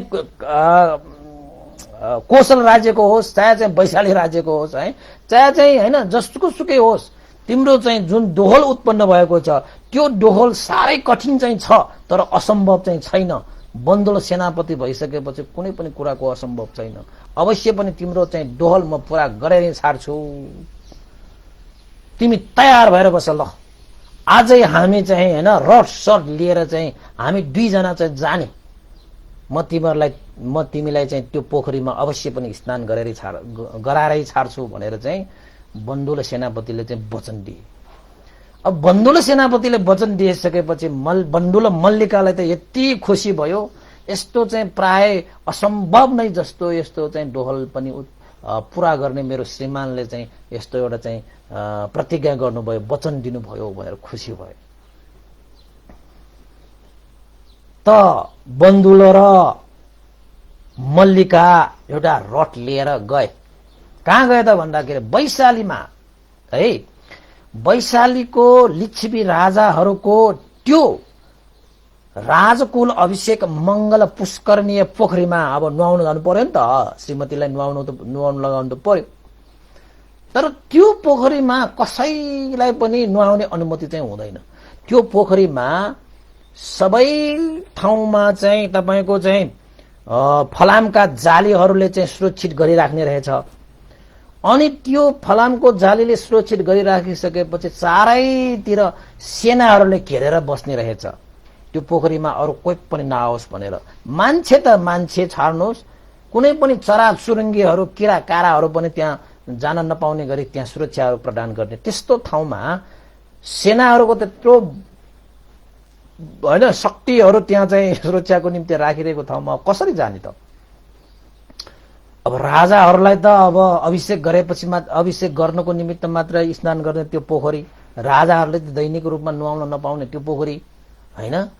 अब एउटा चाहिँ अब कुशीनगरमा बस्ने त्यो सेनापतिको त्यो चाहिँ श्रीमतीले त्यस्तो नुहाउनु पाउँछ हैन? त्यहाँ त अब ठुलै युद्ध होला जस्तो भइसक्यो त्यहाँको। अब दोहल्ला त उत्पन्न भयो, बन्धु र सेनापतिले अवश्य पूरा गर्छ भनेर त लगी पनि हालिसक्यो। लगेर चाहिँ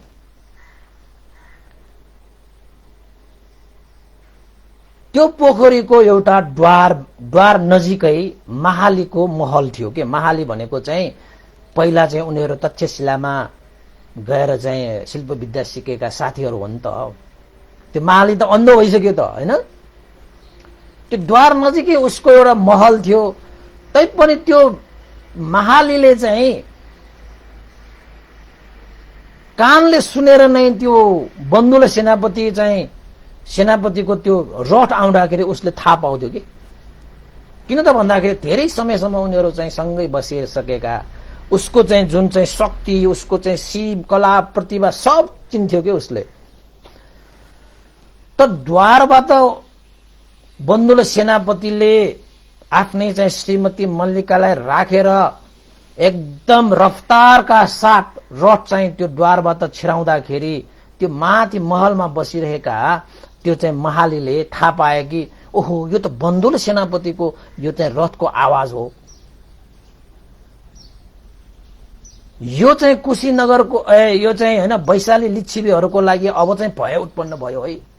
यदि यो बन्दुले सेनापतिले धनुष बाण उठाए, तलवार उठायो भने यो राष्ट्र चाहिँ सखाब हुन्छ। अब बिना सूचना त्यत्तिकै त यो बन्दुले सेनापति यसरी आएको त होइन होला। पक्कै पनि कुशीनगरका राजाले चाहिँ सेनापति त पठाएन भन्ने चाहिँ डर त्रास चाहिँ भइसकेको रहेछ।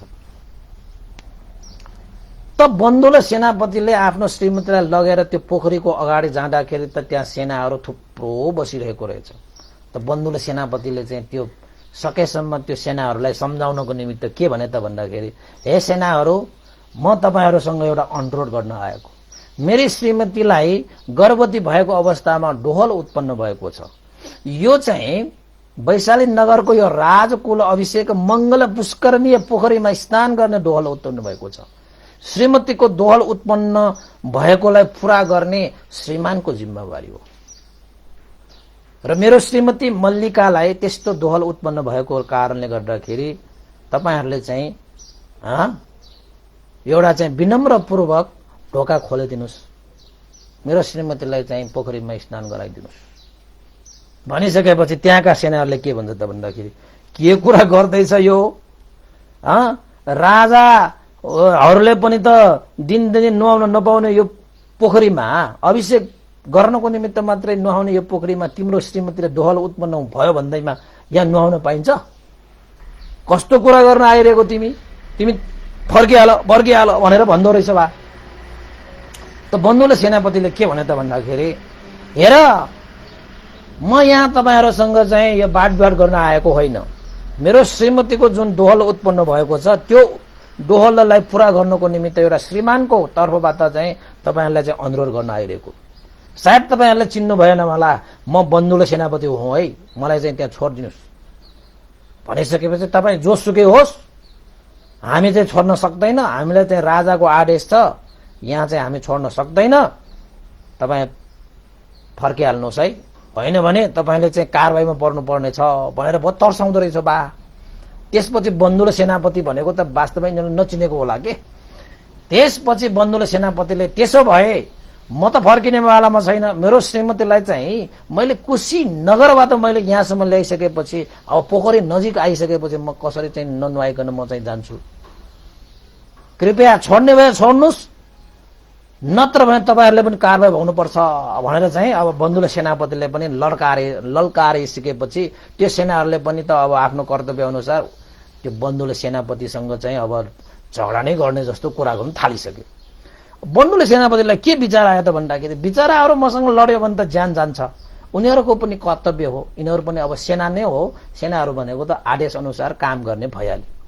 र बन्दुले सेनापतिलाई बिचराहरूलाई माया पनि लाग्यो, मैले तलवार बाण उठायो भने त यिनीहरूको चाहिँ ज्यानै जान्छ, त्यसैले बिचराहरूलाई यहाँबाट भगाउने एउटा चाहिँ जुक्ति निकाल्नु पर्यो भनेर चाहिँ एउटा ठूलो लट्ठी लिएर सबलाई चाहिँ हैन अब तलवारले हान्यो भने त मरिहाल्छ। सेनाहरू तरवार लिएर आएको थियो, तर चाहिँ बन्दुले त्यो सेनापतिले सबलाई त्यो लट्ठीले चाहिँ हिर्काएर सबै भगाइदिएछ कि। त्यो भगाइदिइसकेपछि त्यहाँको एउटा चाहिँ त्यो फलामको जुन जाली राखेको छ, चराचुरुङ्गीहरू पनि नछिरोस् भनेर त्यसरी चाहिँ सुरक्षा गरिरहेको चिजलाई चाहिँ बन्दुले आफ्नो तलवारले एकचोटि हान्दाखेरि फलामका जालीहरू पनि कपडाको जाली जस्तो चिर्न सक्ने के त्यो बन्दुले सेनापति। हुन त अरूले त्यसरी तलवारले हान्दैमा त्यो फलामको त्यो जाली त्यसरी चाहिँ चुडिने वालामा थिएन, तर बन्दुले सेनापतिको त्यो तलवार हैन त्यो एउटा चाहिँ शक्ति, त्यो एउटा चाहिँ शिवको कारणले गर्दाखेरि त्यो चाहिँ जाली त सब चिरे। त सबै त्यो जालीहरू चिरिसकेपछि आफ्नै श्रीमतीलाई ल मल्लिके तिमी गएर स्नान गर, ठिकै गर्नुपर्छ गर, म त स्नान गरेर चाहिँ यहाँ चाहिँ यो होइन मङ्गल पोखरीको चाहिँ जल पान गरेर होइन तिर्खा मेटाएर म त निस्किन्छु भनेर जे जे गर्नुपर्छ गर भनेर चाहिँ आखिरमा मल्लिकालाई त्यो पोखरीमा मजाले स्नान गराए छाडे। स्नान गराइसकेपछि त्यहाँबाट निस्किसकेपछि अब तिम्रो डोहल पुरा भयो होइन, पुरा भयो, त्यसो भए जाउँ, अब हाम्रो चाहिँ काम सकियो भने अर्काको राज्यमा होइन लिच्छवीहरूको त्यो वैशाली राज्यमा अब किन बस्थे, हामी त जानुपर्छ कुशीनगरमा भनेर त्यहाँबाट चाहिँ गर्भवती आफ्नो श्रीमतीलाई चाहिँ रथमा राखेर आफू चाहिँ सारथी बनेर होइन अब बन्दुल उपासक बन्दुल सेनापति त्यहाँबाट फर्के। त यतापट्टि त्यो स्नान गरिरहेको समयमा त्यहाँको चाहिँ त्यो सुरक्षाकर्मीहरूलाई त बन्दुल सेनापतिले लट्ठीका लट्ठी हानेर चाहिँ भगाइदिइहाले।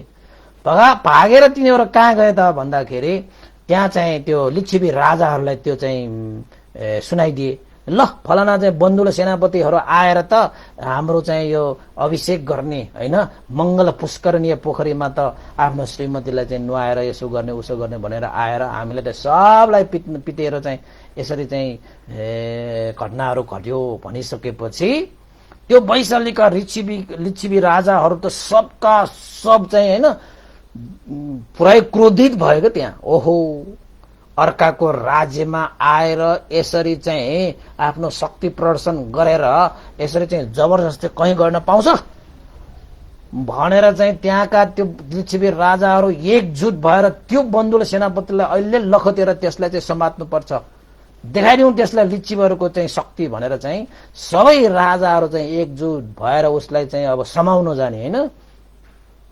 उसको चाहिँ अब गर्भवती श्रीमती पनि छ, ऊ पनि छ, जसरी पनि अब चाहिँ अब के भन्छ अब रफ्तारले त पक्कै जाँदैन, किन त भन्दाखेरि गर्भवती श्रीमती भएको कारणले त अब रफ्तारले त जान सक्दैन होला, त्यसैले उसलाई समात्नुपर्छ भनेर चाहिँ गएर चाहिँ उनीहरूले चाहिँ महाली राजा होइन महालीकोमा गएर चाहिँ भन्न गए, ल यस्तो यस्तो भयो उस्तो उस्तो भयो, लिच्छवीहरूको राजाहरूको स्नान गर्ने त्यो चाहिँ पुष्करणीय पोखरीमा चाहिँ बन्दुल सेनापतिले यस्तो यस्तो गरे यस्तो यस्तो गरे, ल त्यसरी चाहिँ होइन हाम्रो चाहिँ नियम नीतिलाई उल्लङ्घन गरेर उसले चाहिँ जुन चाहिँ एउटा चाहिँ दुस्साहस गरेको छ त्यसलाई हामीले चाहिँ समाउन जानेछु भनेर चाहिँ महालीलाई खबर गर्न आउँदाखेरि महालीले के भने त भन्दाखेरि, हे लिच्छवी राजाहरू, तिमीहरूले चाहिँ बन्दुल सेनापतिलाई चिनेको छैन, तिमीहरू नजाऊ भयो, उसलाई छोडिदेऊ, उसले केही बिगारेको छैन, मात्र त्यो पोखरीमा गएर नुहाएर सुहाएर गएको छ,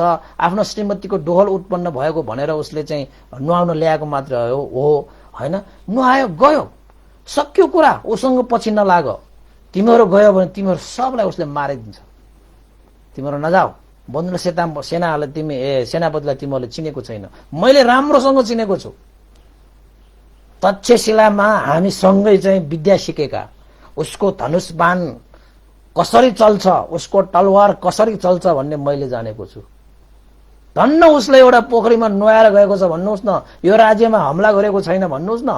हे लिच्छवी राजाहरू, तिमीहरू कोही पनि नजाऊ, उसको पछाडि नजाऊ, तिमीहरू सबैको उसले चाहिँ ज्यान लिन्छ है। फेरि बन्दुल सेनापतिले चाहिँ धनुषमा बाण हालिसकेपछि कोही पनि अगाडिको चिज बाँच्छ भन्ने कोही पनि छैन, त्यस्तो बन्दुल सेनापति भनेर भनिसकेपछि त्यो लिच्छवी राजाहरूले त के भने त भन्दाखेरि, यो महाली राजा त के हो यस्तो अन्डो भइसकेको कारणले त यो त कायर पो भयो त, आफ्नो राज्यमा त्यसरी घोषपेट भएको त्यो सेनापति होस् जेसुकै होस् उसलाई त हामी छाड्दैनौँ, हामी मात्र कम छौँ, ल 500 जना लिच्छवीहरू जम्मा भएर आएका छौँ भनेर 500 जना लिच्छवी राजाहरू त्यहाँ जम्मा भयो, राजखलकहरू के। त उनीहरूले के भने त भन्दाखेरि ऊ त एकजना छ, हामी त 500 जना जाने हो, उसलाई त हामीले पक्कै पनि पक्रेर हेर्दै जाऊ होइन, यहाँ चाहिँ घोडा टेकाएर छाड्छु हामी भनेर भनिसकेपछि महालीले जतिसुकै रोके तापनि उनीहरूले रोक्ने चाहिँ कुनै पनि गुन्जाइस देखाएन र अन्तिममा के भने त भन्दाखेरि मेरो कुरा मान्ने हो भने त यो के भन्छ बन्धुले सेनापतिको पछाडि नजानु नै कल्याण। यदि तिमीहरू चाहिँ गइहालेका छौ भने जब बन्धुले सेनापतिको रथको पाङ्ग्रा आदि जमिनभित्र धस्छ, त्यो धसेको रथलाई देखिसकेपछि तिमीहरू फर्क है, त्यहाँभन्दा अगाडि नजाऊ।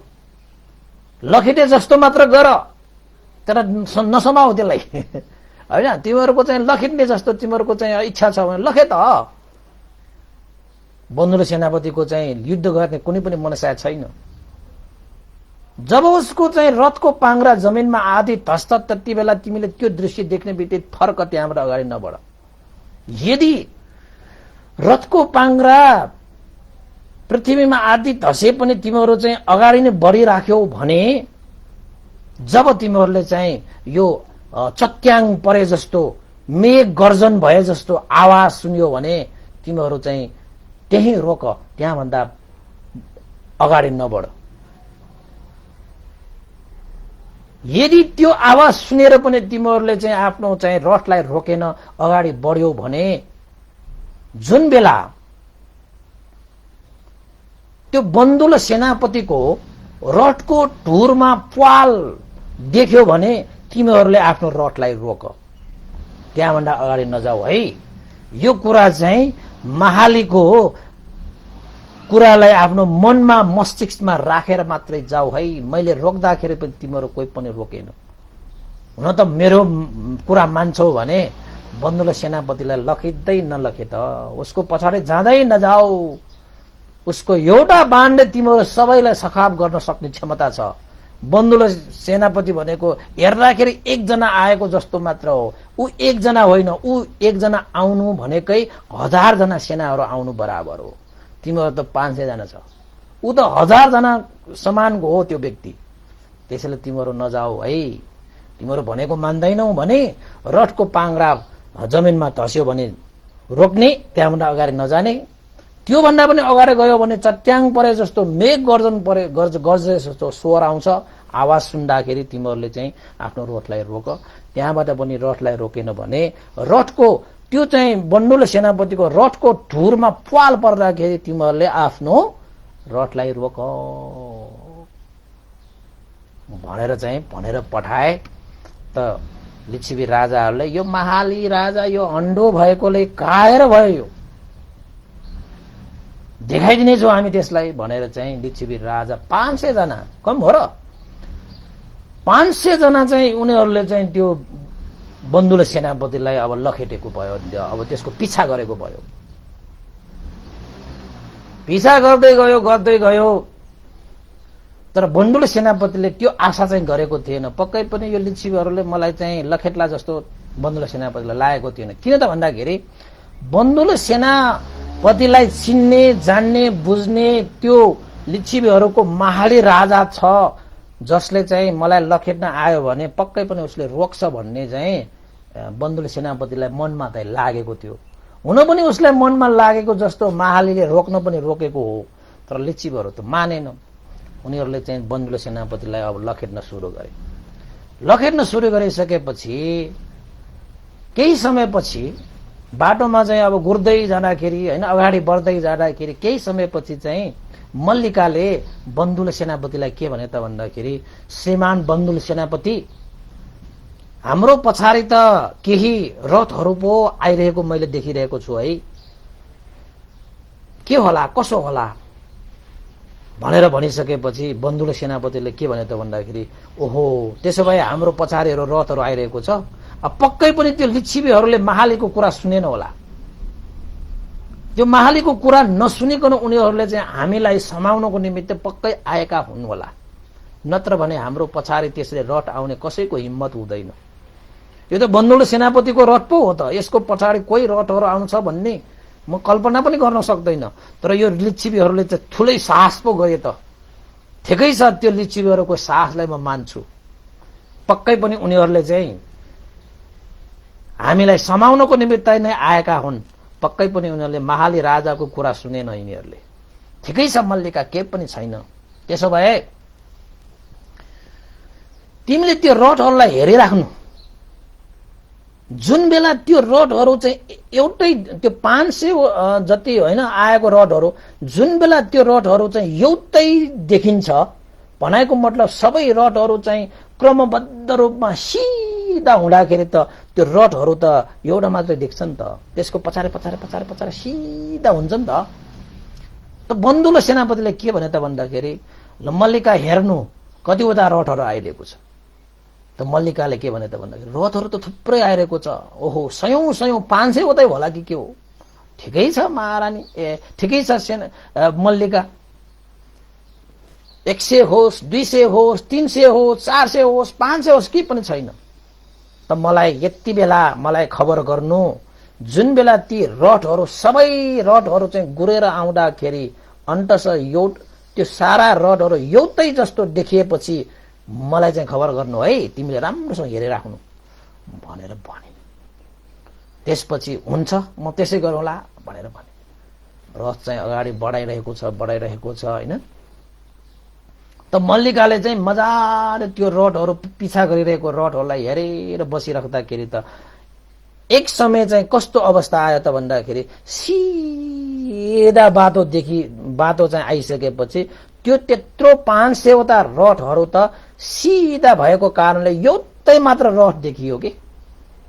त मल्लिकाले चाहिँ बन्दुले सेनापतिलाई के भने त भन्दाखेरि हे श्रीमान बन्दुले सेनापति, त्यत्रा रथहरू चाहिँ अहिलेको यो समयमा एउटै रथ जस्तो देखिरहेको छ भनिसकेपछि बन्दुले सेनापतिले ओहो त्यसो भए यो समय सही समय हो, त्यसो भए मल्लिका यो रथको चाहिँ यो चाहिँ हैन यो चाहिँ अब डोरी तिमी सम्हालो, मलाई अब मेरो पुरुषार्थ मेरो शूरवीरता प्रदर्शन गर्ने मौका दियो, तिमीले यसको डोरी सम्हालो हैन भन्दै बन्दुले सेनापतिले धनुष बाण निकालेर चाहिँ हैन त्यो रथहरू आइरहेकोहरूलाई चाहिँ अब आक्रमण गर्नुको लागि तयार भए।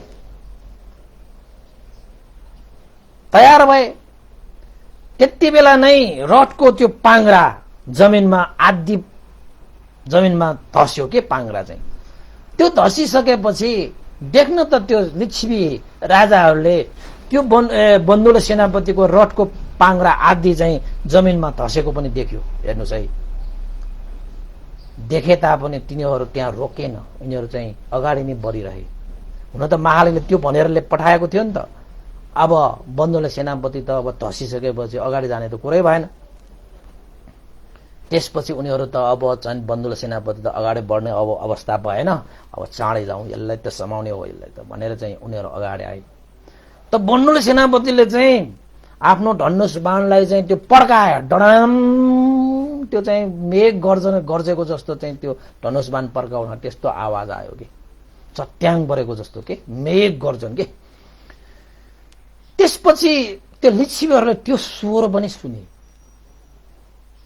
तैपनि लिच्छवीहरू चाहिँ अब महालेको कुरा नसुनिकन त्यस्तो स्वर सुन्यो भने तिमी अगाडि नजाऊ है फर्क भनेर पठाएको थियो, मानेन अगाडि नै बढिरहे। त्यसपछि बन्दुले सेनापतिले धनुषमा बाण राखेर चाहिँ एउटा बाण जस्तो आफ्नो हैन भुजाले जति सक्छ त्यति त्यो एउटै मात्र चाहिँ रथ देखिएको त्यो ठाउँमा चाहिँ एउटा बाण हानेर पठाइदिएछ कि। बाण हानेर पठाए, उसको बाण यति प्रचुर मात्रामा उसको चाहिँ रफ्तारमा त्यो बाण जान्थ्यो कि त्यो बाण गएर चाहिँ सबभन्दा अगाडिको त्यो लिच्छवीको राजाको त्यो चाहिँ उनीहरूले चाहिँ एउटा चाहिँ के भन्छ यो जनी भन्छन् त्यो पटुका बाँडिरहेको हुन्छ कि यो ढाडमा हैन पटुका बाँडिरहेको हुन्छ सबैले राजाहरूले यसरी। त्यसपछि त्यो बन्दुले सेनापतिले हानेर पठाएको त्यो बाण चाहिँ त्यो पेटमा हैन पटुकाको माथिमा पेटमा परेर त्यहाँबाट निस्केर 500 जना त्यो चाहिँ लिच्छवी राजाहरू सबैलाई त्यो बाणले छिनेर हैन वार गएर एउटै बाणले चाहिँ सारा 500 जना त्यो लिच्छवी राजाहरूले पेटमा त्यो पेटमा घुसेर त्यहाँबाट छिनेर पनि 500 जना छिनेर पनि त्यो बाण चाहिँ उतापट्टि पारिपट्टि गएको रहेछ। त बन्दुल सेनापतिले हानेर पठाएको त्यो बाणले लागेर उनीहरूलाई लागेर त्यो पेटमा लागेर पेट छिनेर अर्को राजालाई लागेर पेट छिनेर त्यसै गरी 500 जना त्यो राजाहरूलाई चाहिँ लागेर पनि पेट छिनेर त्यो धनुष बाण निस्किसक्यो। त कसैलाई पनि त्यो राजाहरूलाई छ नि, कसैलाई पनि त्यो राजाले चाहिँ मेरो पेटमा बाणले लागेको छ भन्ने पट्टै लागेन कि। त्यसरी बाण हान्थ्यो के बन्दुल सेनापतिले। बाण लाग्ने मान्छेलाई पनि लागेको भन्ने चालै नपाउने गरी त्यसरी चाहिँ बाणले त्यो घुसारिदिन्छ त्यो बन्दुल सेनापतिले। त्यो पनि एकजनालाई हो र, दुईजनालाई हो र, तीनजनालाई हो र, 500 जना राजाहरूलाई त अब बाणले लागेपछि त मर्ने त स्वाभाविक हुन्छ नि त। त्यो पनि छिनेर गइसक्यो हो। र त्यति बेलामा नै त्यो बन्दुल सेनापतिको रथको टुरमा प्वाल परेर गएको कि, प्वाल पनि परिसक्यो। त तिनीहरू राजाहरूले चाहिँ बन्दुल सेनापतिको त्यो धुरमा प्वाल पनि देखे, तैपनि त्यो राजाहरू चाहिँ आफूले चाहिँ त्यो रथहरू रोकेन, अगाडि नै बढे। ए पख, तिमीलाई हामीले गर्न जानेका छौ, हे रोक है, कायर भएर गएका छौ तिमी भनेर चाहिँ हैन। त्यो लिच्छवी राजाहरूले त लखेतै छ अगाडि आएर त ल अब तिमीहरूले चाहिँ तिमी युद्ध गर्नको लागि तयार भयो। अब उसको त उसको बन्दुल सेनापतिको त रथ त अब भाँसिसक्यो नि त, त्यहाँ अगाडि जान सकेन। ल युद्ध गर्न तयार हो। हाम्रो देशमा आएर राजाहरूलाई स्नान गर्ने चाहिँ त्यसरी मङ्गल पुष्करणीय पोखरीमा त्यसरी तिमीले चाहिँ नुहाउने भनेर चाहिँ युद्ध गर्न एउटा चाहिँ ललकारेको भयो नि त। ललकारेपछि चाहिँ बन्दुल सेनापतिले के भन्यो त भन्दाखेरि, हे लिच्छवी राजाहरू, तिमीहरूले मसँग के युद्ध गर्ने भनिरहेका छौ? म को हो चिनेका छौ? म त बन्दुल सेनापति। म मृत हैन लाससँग म युद्ध गर्दैन, मृतहरूसँग म युद्ध गर्दैन। म त जीवमानहरूसँग चाहिँ लड्ने मान्छे हो। म मृतहरूसँग म लड्ने छैन भनेर भनेछ। त लिच्छवीहरू त अचम्म भए। को मृत हो? अब एकछिन पछि देख्नेछौ तिमीले, युद्ध गर भनेर भनिरहेका छौ। त बन्दुल सेनापतिले के भनेका छौ त भन्दाखेरि, ए वैशाली लिच्छवी राजाहरू, के तिमीहरूले चाहिँ आफूलाई बाँचिरहेका छौ भन्ने सोचिरहेका छौ र? तिमीहरू त मरिसकेका मान्छेहरूसँग म किन लड्ने? बाँचिरहेका भए त म यो धनुष बाण उठाउँथे, तर तिमीहरू त मरिसक्यो। के तिमीहरूले चाल पाएको छैनौ है? तिमीहरूलाई यदि तिमीहरू मरेको छौ कि बाँचेको छौ भन्ने थाहा पाउने हो भने सबभन्दा पछाडिको हो त्यो राजाको चाहिँ आफूले चाहिँ त्यो पटुका बाँडिरहेको छ नि, त्यो एउटा एकचोटि पटुका एकचोटि फुकालेर हेर त। अनि तिमीहरूले थाहा पाउने छौ तिमीहरू चाहिँ बाँचिरहेका छौ कि मरिसकेका छौ भनेर भनिसकेपछि साँच्चै पटुका खोलेर हेर्छ त, त्यो पटुका खोल्ने बित्तिकै त्यो पेटमा त प्वाल परेको बात रगत आएर त्यो सबभन्दा पछाडिको त्यो त मरेछ। त्यहीँबाट ढलिसकेपछि चाहिँ बन्दुल सेनापतिले के भने त भन्दाखेरि, हे लिच्छवी महाराजहरू, जसरी यो चाहिँ पटुका खोल्ने बित्तिकै उसले प्राण त्यागेका छौ नि, तिमीहरू पनि सबै त्यस्तै भइसकेका छौ। तिमीहरूले पनि त्यो पटुका खोल्ने बित्तिकै तिमीहरू ढल्ने छौ। जसरी त्यो अन्तिम त्यो राजा ढलेका छौ नि, त्यसरी तिमीहरू सबका सब ढल्ने छौ। त्यसैले मेरो कुरा मान्ने हो भने तिमीहरू घरमा जाऊ। घरमा गएर आफ्नो श्रीमती छोराछोरीहरू जो छन् उनीहरूलाई जे व्यवस्था गर्नुपर्छ गरेर मात्र तिमीहरूले त्यो पटुका खोल।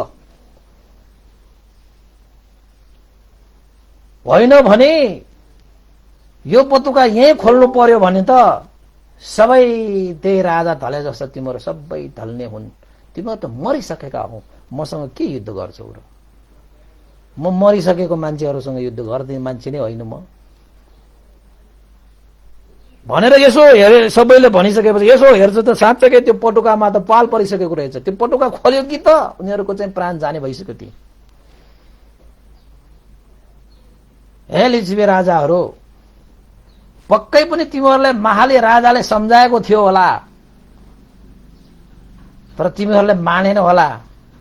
बन्दुल सेनापतिको हो धनुष बाण कति चल्छ भने तिमीहरूलाई थाहा थिएन होला, तर नमानेकन तिमीहरू आइहाल्यौ।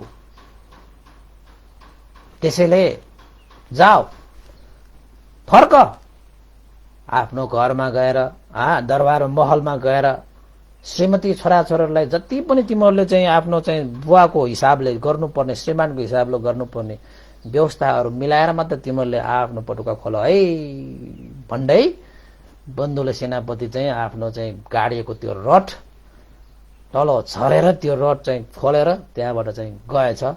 त्यसपछि लिच्छवी राजाहरू पनि ओहो यस्तो पो भयो, बन्दुले सेनापति त यस्तो पो रहेछ त, हामीलाई भनेको पनि हो महाले राजाले कि रथको पाङ्रा आधी जमिनमा धसेपछि फर्किनु भनेर, हामीले फर्केनौं। मेघ गर्जन जस्तै स्वर सुनिसकेपछि फर्क भनेर चाहिँ भनेको थियो, हामी फर्केन। वास्तवमा त्यो मेघ गर्जन जस्तो त्यो स्वर त उसको धनुष बाण पो तयार पारेको रहेछ होइन। त्यसको धुरमा पाल परेको देखेपछि फर्क भनेको त यो मानेमा हो कि उसको धुरबाट पाल परेर त्यो बाण निस्केपछि सारा त्यो लिच्छवीहरू त मर्ने रहेछ त। त्यसैले त्यहाँबाट फर्क भनेको अगाडि बढ्यो भने त त्यो पटुका खोल्यो भने त हाम्रो ज्यानै जान्छ, ज्यानै गइसकेको मरिसकेको मान्छे के अगाडि बढ्नुपर्छ। अब त्यसो पो भनेको रहेछ, ल अब फर्किनु पर्यो भनेर त्यहाँबाट चाहिँ उनीहरू सब लिच्छवी राजाहरू चाहिँ महाले राजाको त्यो कुरालाई सुनेर चाहिँ पश्चाताप गर्दै हामी चाहिँ महाले राजाको कुरा नसुनेर चाहिँ हामी यहाँ आएर आज चाहिँ यस्तो अवस्थामा पुग्यौं भनेर चाहिँ अब पश्चाताप लिएर ती 500 जना, अब एकजना त त्यहाँ लडिसक्यो त, तैपनि अब गए, फर्केर चाहिँ ती राजाहरू सबै आफ्नो महलमा गए। त्यति बेलासम्म पटुका खोलेको थिएन कि, त्यो पटुका खोल्यो कि त्यो मरिहाल्छ तिनीहरू, त्यस्तो बाण हानेको।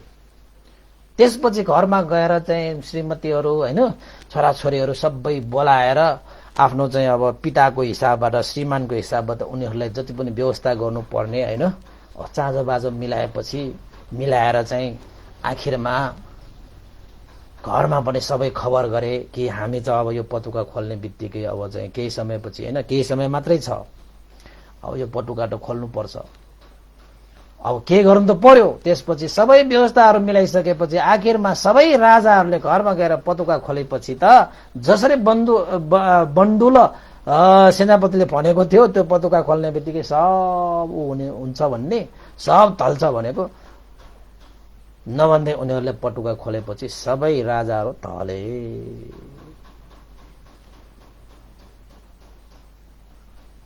त बन्दुल सेनापति कतिको बहादुर छ होइन। धनुष विद्यामा यो त्रिलोकमा बन्दुल सेनापति जस्तो अरू कोही पनि छैन। धनुषबाणमा, तलवारमा पनि जे पनि हतियारहरू छन् त्यो हतियारमा बन्दुल सेनापति हर हतियारमा निपुण, त्यस्तो शिल्प विद्या सिक्ने यो त्रिलोकमा कोही छ भने त्यो बन्दुल सेनापति। त्यो बन्दुल सेनापतिलाई कसैले पनि आँखा उगाडेर पनि हेर्न सक्दैन थियो। तर बन्दुल सेनापति चाहिँ अलिकति सत्य निष्ठावान नै थियो सेनापति। त्यसैले त्यहाँबाट बन्दुल सेनापतिलाई आफ्नो श्रीमतीको जुन दोहल उत्पन्न भएको थियो त्यो दोहल पूरा गरेर चाहिँ कहाँ गए त? कुशीनगरमा गए। अब श्रीमतीको अगाडि श्रीमानहरूले त्यस्तो पुरुषार्थ देखाउन पाउँदाखेरि कति गर्व भयो होला। तपाईलाई पनि त्यस्तो लाग्छ नि, आफ्नो श्रीमतीको अगाडि चाहिँ आफ्नो पुरुषार्थ देखाउन पाउँदाखेरि, आफू उन्नति गरेर देखाउन पाउँदाखेरि अलिकति शान बढ्छ। श्रीमतीहरूलाई पनि त्यही त हो नि, श्रीमानहरूको अगाडि त्यस्तो चिज देखाउन पाउँदाखेरि अरू मान्छेहरूलाई देखाउन पाउँदा पनि जति लाग्छ त्यो भन्दा पनि आफ्नै घरको श्रीमान श्रीमतीहरूलाई आफ्नो चाहिँ प्रतिभा, आफ्नो चाहिँ होइन सिपहरू, कलाहरू देखाउन पाउँदा कति खुसी हुन्छ,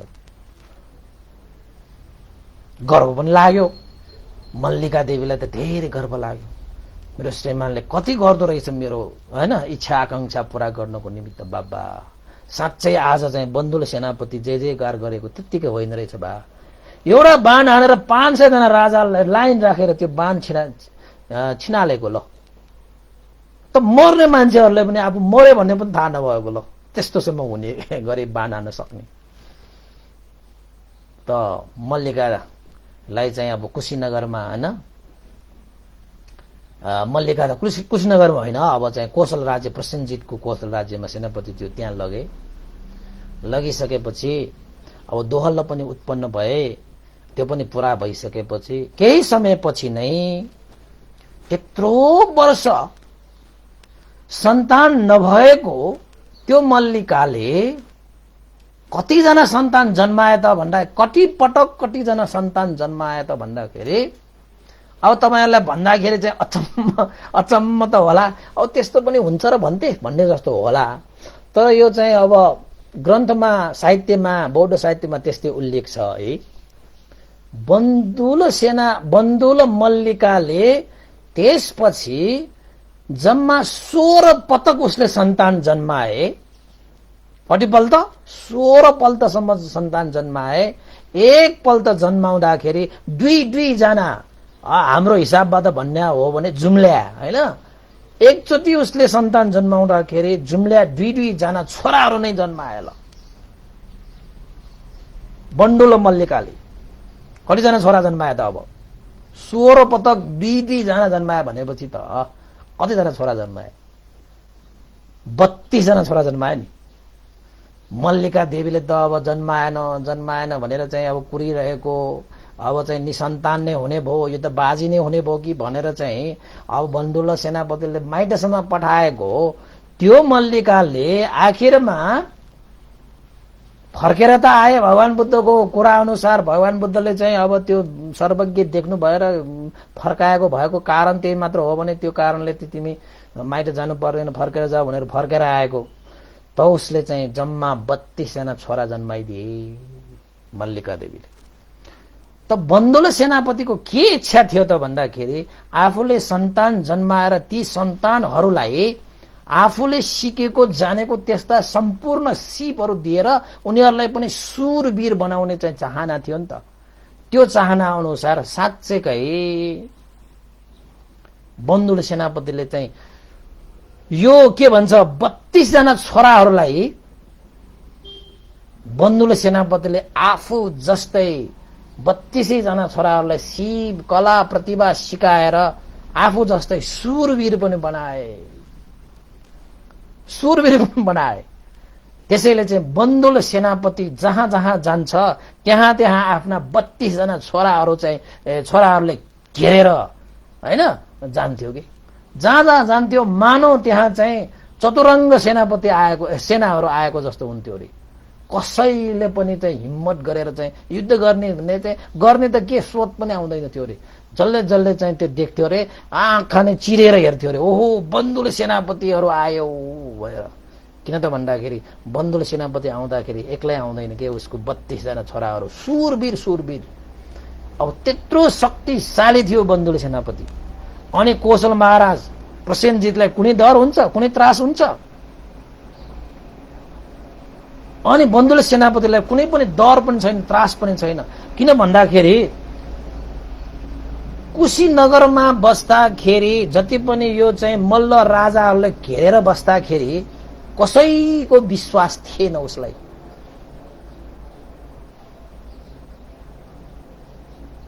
तर आफ्नै सन्तान भएपछि त विश्वास भयो नि त।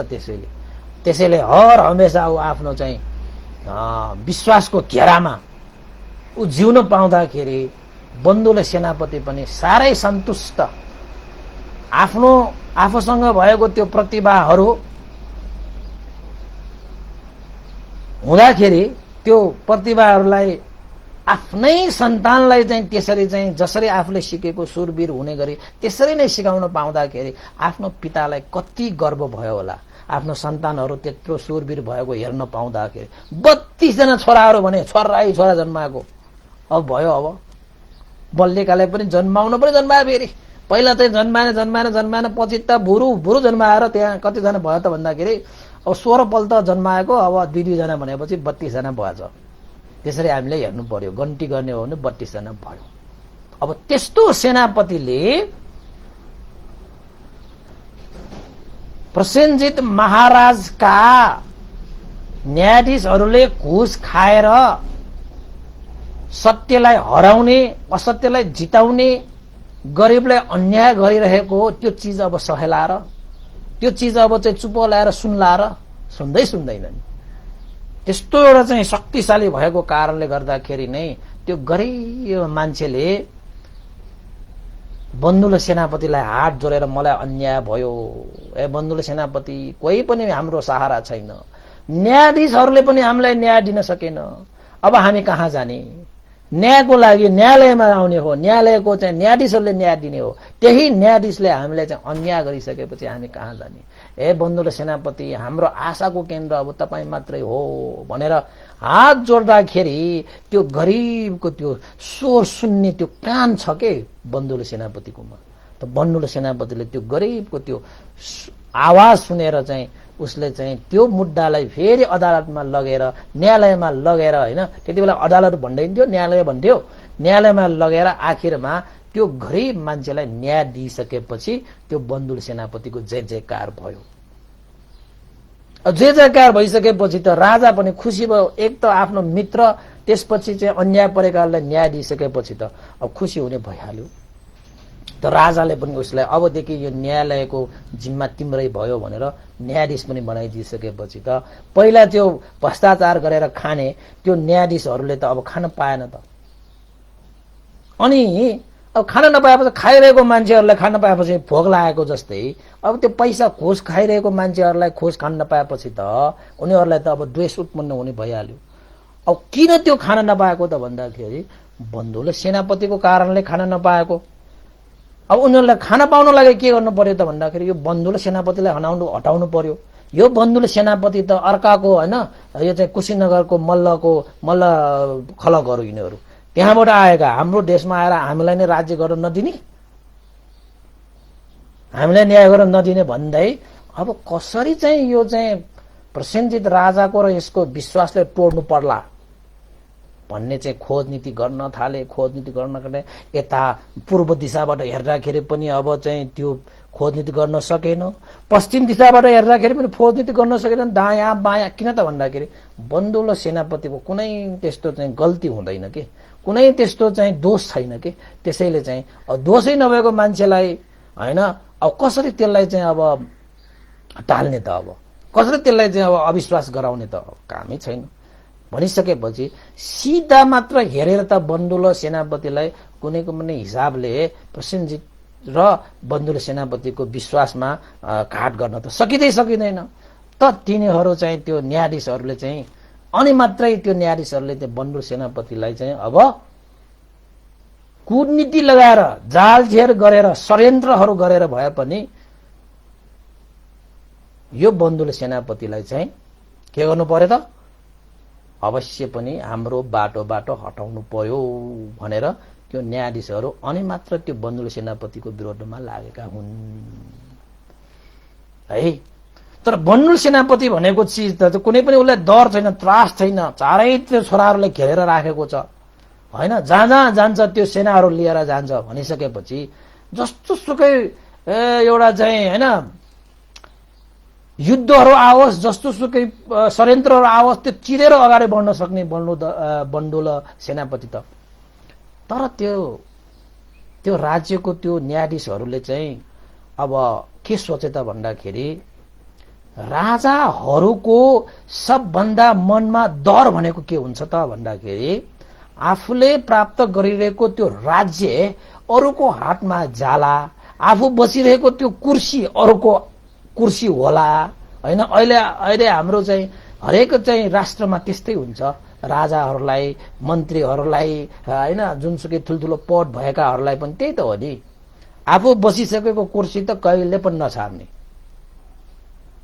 होइन। छोड्नु पर्यो भने त उसलाई चित्तै बुझ्दैन।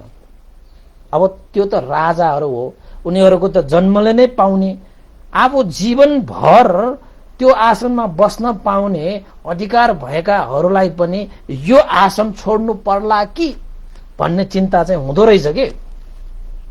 त्यही भएर हरेक राजाहरूको चाहिँ कमजोरी भनेको के हो त भन्दाखेरि उसलाई तपाईको यो जुन चाहिँ राज सिंहासन छ कसैले ताकिरहेको छ त्यो राज सिंहासनबाट तपाईलाई हटाएर त्यो राज सिंहासनमा अरू बस्न खोजिरहेको छ भन्ने कुरा सुन्नु पर्यो भने साह्रै नै चोट पर्छ कि, साह्रै नै डर हुन्छ कि, साह्रै नै भयभीत हुन्छ कि के हो कि भन्ने जस्तो लाग्छ के राजाहरूलाई चाहिँ। किन भन्दाखेरि उनीहरूलाई त्यो सिंहासनको खुबै मोह हुन्छ कि। जुन चिजको धेरै मोह हुन्छ त्यो चाहिँ खोसिएला, हराउला, बिग्रिएला भन्ने सबैलाई डर चाहिँ हुन्छ। अब तपाईलाई पनि सबभन्दा प्यारो व्यक्ति छुट्टिएला भन्ने डर भए जस्तै, सबभन्दा राम्रो लाग्ने चिज वस्तुहरू बिग्रिएला भन्ने डर भए जस्तै हैन। हुन त आफ्नै हो, आफ्नै सामान हो, आफ्नै मान्छे भए तापनि बिग्रिएला छुट्टिएला भन्ने डर भए जस्तै राजाहरूलाई पनि आफ्नै आसन हो, सिंहासन हो, तैपनि त्यो सिंहासन कसैले खोसिएला, षड्यन्त्र श्रयन्त्रहरू होला, मलाई यो सिंहासनबाट हटाउला भन्ने डर चाहिँ राजाहरूलाई हुन्छ त्यो। कि त त्यागी नै हुनु पर्यो। त्यागी राजाहरूले त आफैले छोडेर पनि जान्छन्। त्यस्ता राजाहरू पनि नभएका होइन। भगवान बुद्धको पालामा पनि राजाहरूले सिंहासनै छोडेर भिक्षु बन्न आएकाहरू पनि धेरै छन् हैन। त्यस्ता राजाहरू पनि छन्, त्यागीहरू, त्यो बिल्कुलै अलग भएको विषयहरू भयो। समग्र भन्ने हो भने राजाहरूलाई चाहिँ त्यो सिंहासन खुबै प्यारो हुन्छ। र हाम्रो अब नेपालको चाहिँ 4 वर्ष 5 वर्ष बस्न पाउने त्यो चाहिँ हैन एउटा कुर्सीमा त छोड्नै मन लाग्दैन, समय पुग्दाखेरि त छोड्नु मन लाग्दैन। त्यो एउटा स्वभावै हो। त्यो चाहिँ त्यो दोष त मान्छेको होइन, त्यो समयकै दोष के त्यो चाहिँ हुन्छ। त्यो स्वभाव धर्महरू भयो। त त्यो न्यायाधीशहरूले चाहिँ अब के सोचे त भन्दाखेरि राजाहरूलाई संसारमा सबभन्दा प्यारो भनेको सिंहासन हो। त्यसैले यो सिंहासनको यो त राजनीति हामीले सुरु गर्यो भने पक्कै पनि यो प्रसेनजित महाराजलाई यो बन्धुल सेनापतिबाट जुन विश्वास उनीहरूको थियो त्यो विश्वास तोड्न सकिन्छ भनेर त्यो न्यायाधीशहरूले त्यो एउटा चाहिँ कूटनीति, राजनीति नभनौँ होइन, राजनीति भन्दाखेरि पनि यहाँ नराम्रो होला जस्तो भन्लान् होइन। वास्तवमा राजनीति चाहिँ नराम्रो चाहिँ होइन। हेर्नुहोस्, राजनीति गर्ने मान्छेहरू नराम्रो भएका मात्रै हुन्। वास्तवमा राजनीति भनेको त चाहिन्छ पनि, किनभने देश विकास गर्नु छ, आर्थिक उन्नति गर्नु छ, रोजगार उन्नति गर्नु छ, शिक्षा, यो सबै चिज राजनीतिहरूले नै गर्छन्। तर वास्तवमा राजनीतिलाई हामीले चाहिँ अब यो चाहिँ डर्टी गेम भन्छ, तर वास्तवमा डर्टी गेम भनेर चाहिँ भनिहाल्नु त हुँदैन। त्यो गर्ने मान्छे चाहिँ डर्टी हो कि, त्यो राजनीति चाहिँ डर्टी होइन कि, राजनीति गर्ने मान्छेहरू डर्टी हो कि। त्यो चिज तपाईहरुले बुझ्नु पर्यो। त्यसैले चाहिँ राजनीति गर्ने मान्छेहरूलाई हामीले चाहिँ शुद्ध बनाउन सक्यो भने त्यो नीति पनि शुद्धै गर्छ के तिनीहरूले। त्यसैले त राजनीति गर्ने मान्छेहरूले सबलाई म त ल्याएर चाहिँ ध्यान बसाउन मन छ के मलाई, यसरी प्रवचन सुनाउन मन छ के मलाई। त प्रवचन सुन्ने, यो धर्म कर्ममा लाग्ने त्यो राजनेताहरूले पनि राम्रो काम गर्छन् नि तपाईको। हामीले चाहिँ त्यो राजनीति गर्ने बित्तिकै त्यो त फोहोर हो भन्नै हाल्नु चाहिँ उपयुक्त होइन होला कि है। त्यसैले चाहिँ त्यो सोध्नु पर्छ। किन त भन्दाखेरि आज नेपाल हैन हाम्रो चाहिँ स्वाभिमान सबै यो राजनीतिले नै जोगाइरहेको हो न। राजनीति भनेको चिज अलग्गै हो, राजनीतिज्ञ भनेको अलग्गै चिज हो। राजनीति भनेको अलग, राजनीति गर्ने मान्छेहरू भयो। मान्छेहरू चाहिँ फोहोरी भएपछि राजनीति पनि फोहोर बनाइदियो कि, त्यति मात्रै हो। तर सबैलाई चाहिँ नभनौँ हैन, कोही कोही मान्छेहरू चाहिँ राजनीतिमा पनि अब एउटा चाहिँ शुद्धता ल्याउनको निमित्त धेरै जिन्दगी हैन बिताएर गएर जिन्दगी नै त्यागेर गएका मान्छेहरू पनि त छन् नि हैन। त्यस्तालाई पनि पढ्न जाला कि भनेर मैले भनिहालेको है। फेरि राजनीतिको कुरा आयो भनेर भन्नु होला, त्यो चाहिँ होइन। यहाँ पनि त्यो न्यायाधीशहरूले चाहिँ अब राजनीति गरेको भन्दा पनि त्यहाँ चाहिँ एउटा षड्यन्त्र गरेको भन्नु पर्यो हैन। उनीहरूले चाहिँ राजाको कानमा के फुक्दिए त भन्दाखेरि यो कानमा यो फुक्ने कुरालाई बडा ध्यान दिनुपर्छ। हामीलाई बिगार्ने भनेको यो कानमा फुकेर बिगार्छ कि, हामीलाई यो टुनामुना फुफा गरेर बिगार्छ भन्छन्, त्यस्तोले बिगार्दैन। तपाईको कानमा फुकेर बिगार्छ कि। त्यो तुनामुना भन्दा पनि डरलाग्दो छ कि यो कानमा फुक्ने। त ती न्यायाधीशहरूले चाहिँ राजाको कानमा के फुक्दिए त भन्दाखेरि, महाराज हामीले त न्यायालयको त्यत्रो न्यायको काम गरेर त्यत्रो समय बिताएको हुन्छ, न्याय गर्दाखेरि कहिलेकाहीँ यताउता भयो होला, तर हामीलाई चाहिँ यो राज्यको चाहिँ साह्रै चिन्ता छ। यो बन्धुलो यो सेनापति भनेको जस्तो सुकै तपाईको साथी भए पनि त्यो हाम्रो राष्ट्रको होइन, त्यो त कुशीनगरको हो है। हामीलाई त गुप्तचरको रूपमा त के थाहा भएको छ त भन्दाखेरि, यो बन्धुलो सेनापतिले मौका आयो भने तपाईको यो राज सिंहासनलाई उसले हडप्नको निमित्त उसले ठुलै जाल फिसाइरहेको छ रे महाराज। यो कुरा कसैलाई नभन्नुहोस् है, कसैलाई नभन्नुहोस्। यो बन्धुलो सेनापति त्यत्तिकै यो राज्यमा आएको होइन, नत्र भने त यो कुशीनगरमै उसले चाहिँ हैन धेरै चाहिँ शिल्प विद्याहरू प्रदर्शन गरेर ऊ पनि ठुल्ठुलो ओडामा बस्न सक्थ्यो। त्यो यो कौशल राज्यमा किन आएको महाराज? तपाईको यो विशाल राज्य देखेर, यो कुशीनगर भन्दा पनि विशाल राज्य देखेर ऊ चाहिँ यो सिंहासन प्राप्तिको लागि यो राज्यमा आएको उसले ठुलै जालहरू फिसाइरहेको छ महाराज। सतर्क हुनुहोला है, सतर्क हुनुहोला भनेर फुक्न थाल्यो हो, कानमा फुक्न थाल्यो। त राजालाई के लाग्यो त भन्दाखेरि, हे न्यायाधीशहरू तिमीले त्यस्तो पनि कुरा गर्ने, नचाहिने कुरा। बन्धुलो सेनापतिलाई मैले राम्रोसँग चिनेको छु, ऊ मेरो चाहिँ घनिष्ठ मित्र हो, सेनापति बनाइरहेको छ उसलाई मैले। उसले चाहिँ यो राष्ट्रको लागि चारै दिशाबाट सुरक्षा दिइरहेको छ। त्यस्तो बन्धुलो सेनापतिलाई तिमीले त्यस्तो कुरा गर्न सक्छ भनेर चाहिँ गाली गरे। ती न्यायाधीशहरूको कुरालाई प्रसेनजित महाराजले स्वीकारेन, पट्याएन भन्नु पर्यो नि।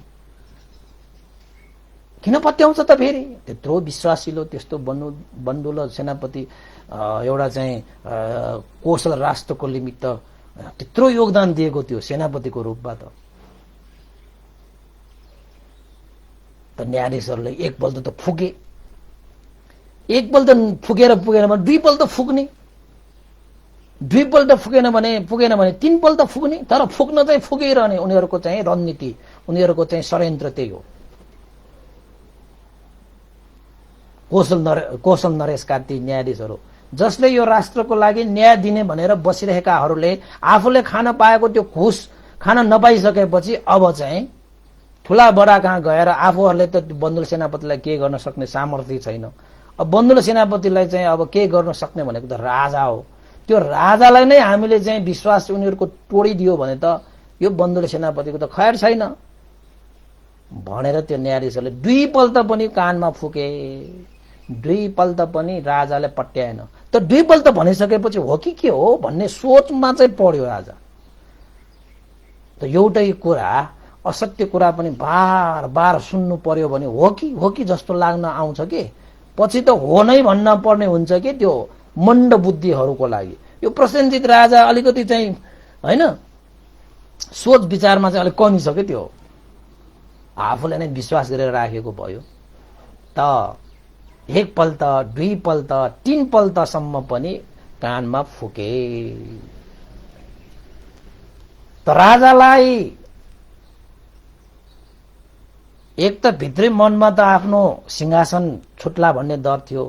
त उनीहरूले चाहिँ कानमा के फुकिदियो त भन्दाखेरि जुन विपक्षीहरूले शत्रुहरूले हामीले थाल्ने भनेको चाहिँ हाम्रो कमजोरी देखेपछि थाल्ने हो कि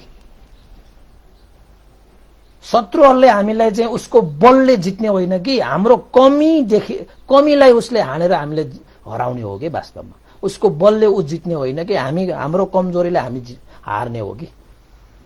त राजाहरूको कमजोरी भनेको चाहिँ आफ्नो जुन प्रतिष्ठा जुन पद जुन आसन छ त्यो गुम्ला भन्ने डर हुन्छ। त्यही डरमा त्यो न्यायाधीशहरूले हानेको भयो नि त, ढाङ ढाङ हानेको भयो नि त। त कतिपल्ट हान्यो त? तीनपल्ट हान्यो। राजा चाहिँ अब चाहिँ तीनपल्टसम्म भनिसकेपछि राजा चाहिँ सोचमग्न भए। बन्धु र सेनापतिको विषयमा अलिकति चासो चाहिँ लिन थाले। पहिला त त्यस्तो चासो पनि लिँदैन थियो, उनीहरूलाई पुरा विश्वास थियो, तर अविश्वासै गरिहालेको चाहिँ छैन। तर त्यो न्यायाधीशहरूको त्यो कुरा सुनिसकेपछि उनीहरूको जुन षड्यन्त्रको जालमा राजा अब बिस्तारै पढ्दै गएको 3 पल्ट भइसकेपछि त अलिकति सोचमग्न भए के गर्नु पर्ला, अब चाहिँ के गर्नु पर्ला हो कि होइन, आधी क्या 50-50। त्यसरी चाहिँ राजा चाहिँ सोचमग्न भए। यतिसम्म चाहिँ आजको चाहिँ देशना चाहिँ टुङ्ग्याउनु पर्ला। अब भोलि चाहिँ बन्धुल सेनापतिलाई के गर्छ, कसो गर्छ होइन, बन्धुल सेनापतिको षड्यन्त्रमा कसरी पर्छ कि पर्दैन, त्यो न्यायाधीशहरूले चाहिँ के गर्छ, राजाले पनि अब के डिसिजन गर्छ होइन, आदि इत्यादि कुराहरू। अब उसको त 32 जना छोराहरू छ, सुरवीर छोराहरू छ, ऊ गएर चाहिँ कतिजना भयो, 33 जना भयो नि त। त्यत्रो चाहिँ शक्तिशाली समूहलाई कसरी टुक्र्याउने? हुन त बन्धुले सेनापतिले चाहेको भए त कोश राज्य अहिलेको अहिले लिन सक्थ्यो, त्यस्तै शक्तिशाली थियो। त अब के हुन्छ, अगाडि चाहिँ अब यसरी चाहिँ जाल झेल षड्यन्त्रमा परेर बन्धुल सेनापति, उसका छोराछोरीहरू, मल्लिका देवीहरू के हुन्छ अब भन्ने कुरा चाहिँ अब हामी भोलिको भागमा अवश्य भनौँला। आजको लागि चाहिँ हामी यही विश्राम लियौँ, क्यारे क्रमशः गरौँ, भोलिको लागि पुनः प्रसारण होइन कन्टिन्यू गर्नको निमित्त अब समय यो चाहिँ छोड्नु पर्ला। भोलि चाहिँ फेरि साह्रै नै षड्यन्त्रहरू होइन, हत्या हिंसाहरू चाहिँ भोलि कुरा आउँछ। आजको चाहिँ अलिकति बढाइदियो भने फेरि त्यो सबै कुराहरू चाहिँ समेट्नु पर्ने हुन्छ, अलिकति लम्बा हुन्छ, लामो हुन्छ अहिले चाहिँ। त्यसैले चाहिँ आजको लागि यही विश्राम लिएर भोलिको लागि सबैलाई पुनः देशना सुन्नको निमित्त आग्रह गर्दै आजको यो देशनाबाट बिदा हुन चाहन्छु। सबैलाई साधुवाद भवतु, सब मङ्गलङ है। र आज केही उपासकहरूको जन्मदिन पनि परेको छ होइन, त्यही जन्मदिनको उपासकहरूलाई पनि त आज अलिकति मैत्री प्रसारण गर्नु पर्यो, त्यसपछि चाहिँ अब आशीर्वाद दिनु पर्यो नि त होइन। त्यसैले आजको जन्मदिन परेका हाम्रा पातनका ज्ञानमुनि शाक्यको जन्मदिन परेको छ। आज उहाँहरूले चाहिँ जलपान दान पनि गर्न आउनु भएको छ, उहाँहरूलाई धेरै धेरै साधुवाद होइन। त्यसपछि उहाँहरूको आयु आरोग्य सम्पत्ति लाभ होस् भनेर पनि कामना गर्न चाहन्छु। त्यस्तै ताहाचलका अनिता शाक्य उपासिकाको पनि साह्रै श्रद्धावान उपासिका हुनुहुन्छ, उहाँ उपासिकाको पनि आज जन्मदिन परेकोले उहाँको जन्मदिनको उपलक्ष्यमा मङ्गलमय कामना होइन, निरोगी सुस्वास्थ्य दीर्घायु धर्मचित्त उत्पन्न होस् भनेर पनि कामना गर्न चाहन्छु। त्यस्तै गरी आज चाहिँ सिद्धिपुर निवासी हाम्रा चाहिँ कृष्ण गोविन्द महर्जन माइकल दाई परिवार, सावित्री महर्जन परिवार लगायतले आज बिहारमा भोजन दान गर्ने कार्यक्रम भएको छ होइन। त्यसैका लागि उहाँहरूको परिवारको लागि पनि सबैलाई पनि चाहिँ सुखी निरोगी दीर्घायु होस्, मङ्गल होस्, कल्याण होस् भनेर चाहिँ कामना व्यक्त गर्न चाहन्छु। आयु वर्ण सुख बल र प्रज्ञा सम्पत्ति पनि प्राप्त होस् भनेर मैत्री कामना पनि गर्न चाहन्छु। र अन्तमा हाम्रो पुण्यको अनुभवले बितेर गइसकेका हाम्रा चाहिँ ज्ञाति बन्धु गुरु आचार्यहरू जति पनि छन् उहाँहरूलाई चाहिँ यो पुण्य लाभ भएर चाहिँ उहाँहरूको जीवन सुखमय शान्तिमय र निर्वाण प्राप्त होस् भनेर कामना गर्न चाहन्छु। त्यस्तै गरी देवता र अमनुष्य र सत्व प्राणीहरूको लागि पनि यो पुण्य लाभ भई उहाँहरूको जीवन पनि मङ्गलमय होस्, कल्याणमय होस् भनेर हामी सबै मिलेर चाहिँ एउटा श्रद्धापूर्ण रूपमा पुण्यान्मोड गर्नको निमित्त सबैले एकपल्ट साधुवाद दिनुहोला। साधु साधु साधु इदं नो ज्ञातिनं होतु सुखिता वन्तु ज्ञातयो इदं नो ज्ञातिनं होतु सुखिता वन्तु ज्ञातयो इदं नो ज्ञातिनं होतु सुखिता वन्तु ज्ञातयो एतावता च मे हि सम्पदं पुण्यसम्पदं सम्बे देवा अनुमोदन्तु सम्ब सम्पत्ति सिद्धिया एतावता सम्मेहि सम्पदं पुण्यसम्पदं साब्बे सत्तानुमोदन्तु सम्ब सम्पत्तिसिद्धिया एतावता सम्मेहि सम्पदं पुण्यसम्पदं साब्बे भूता अनुमोदन्तु सम्ब सम्पत्तिसिद्धिया साधु साधु साधु। सबैलाई साधुवाद छ, सुनिदिनु भयो। आजको दिन सबैको मंगलमय होस्, कल्याणमय होस्। भवतु सब मंगलम्।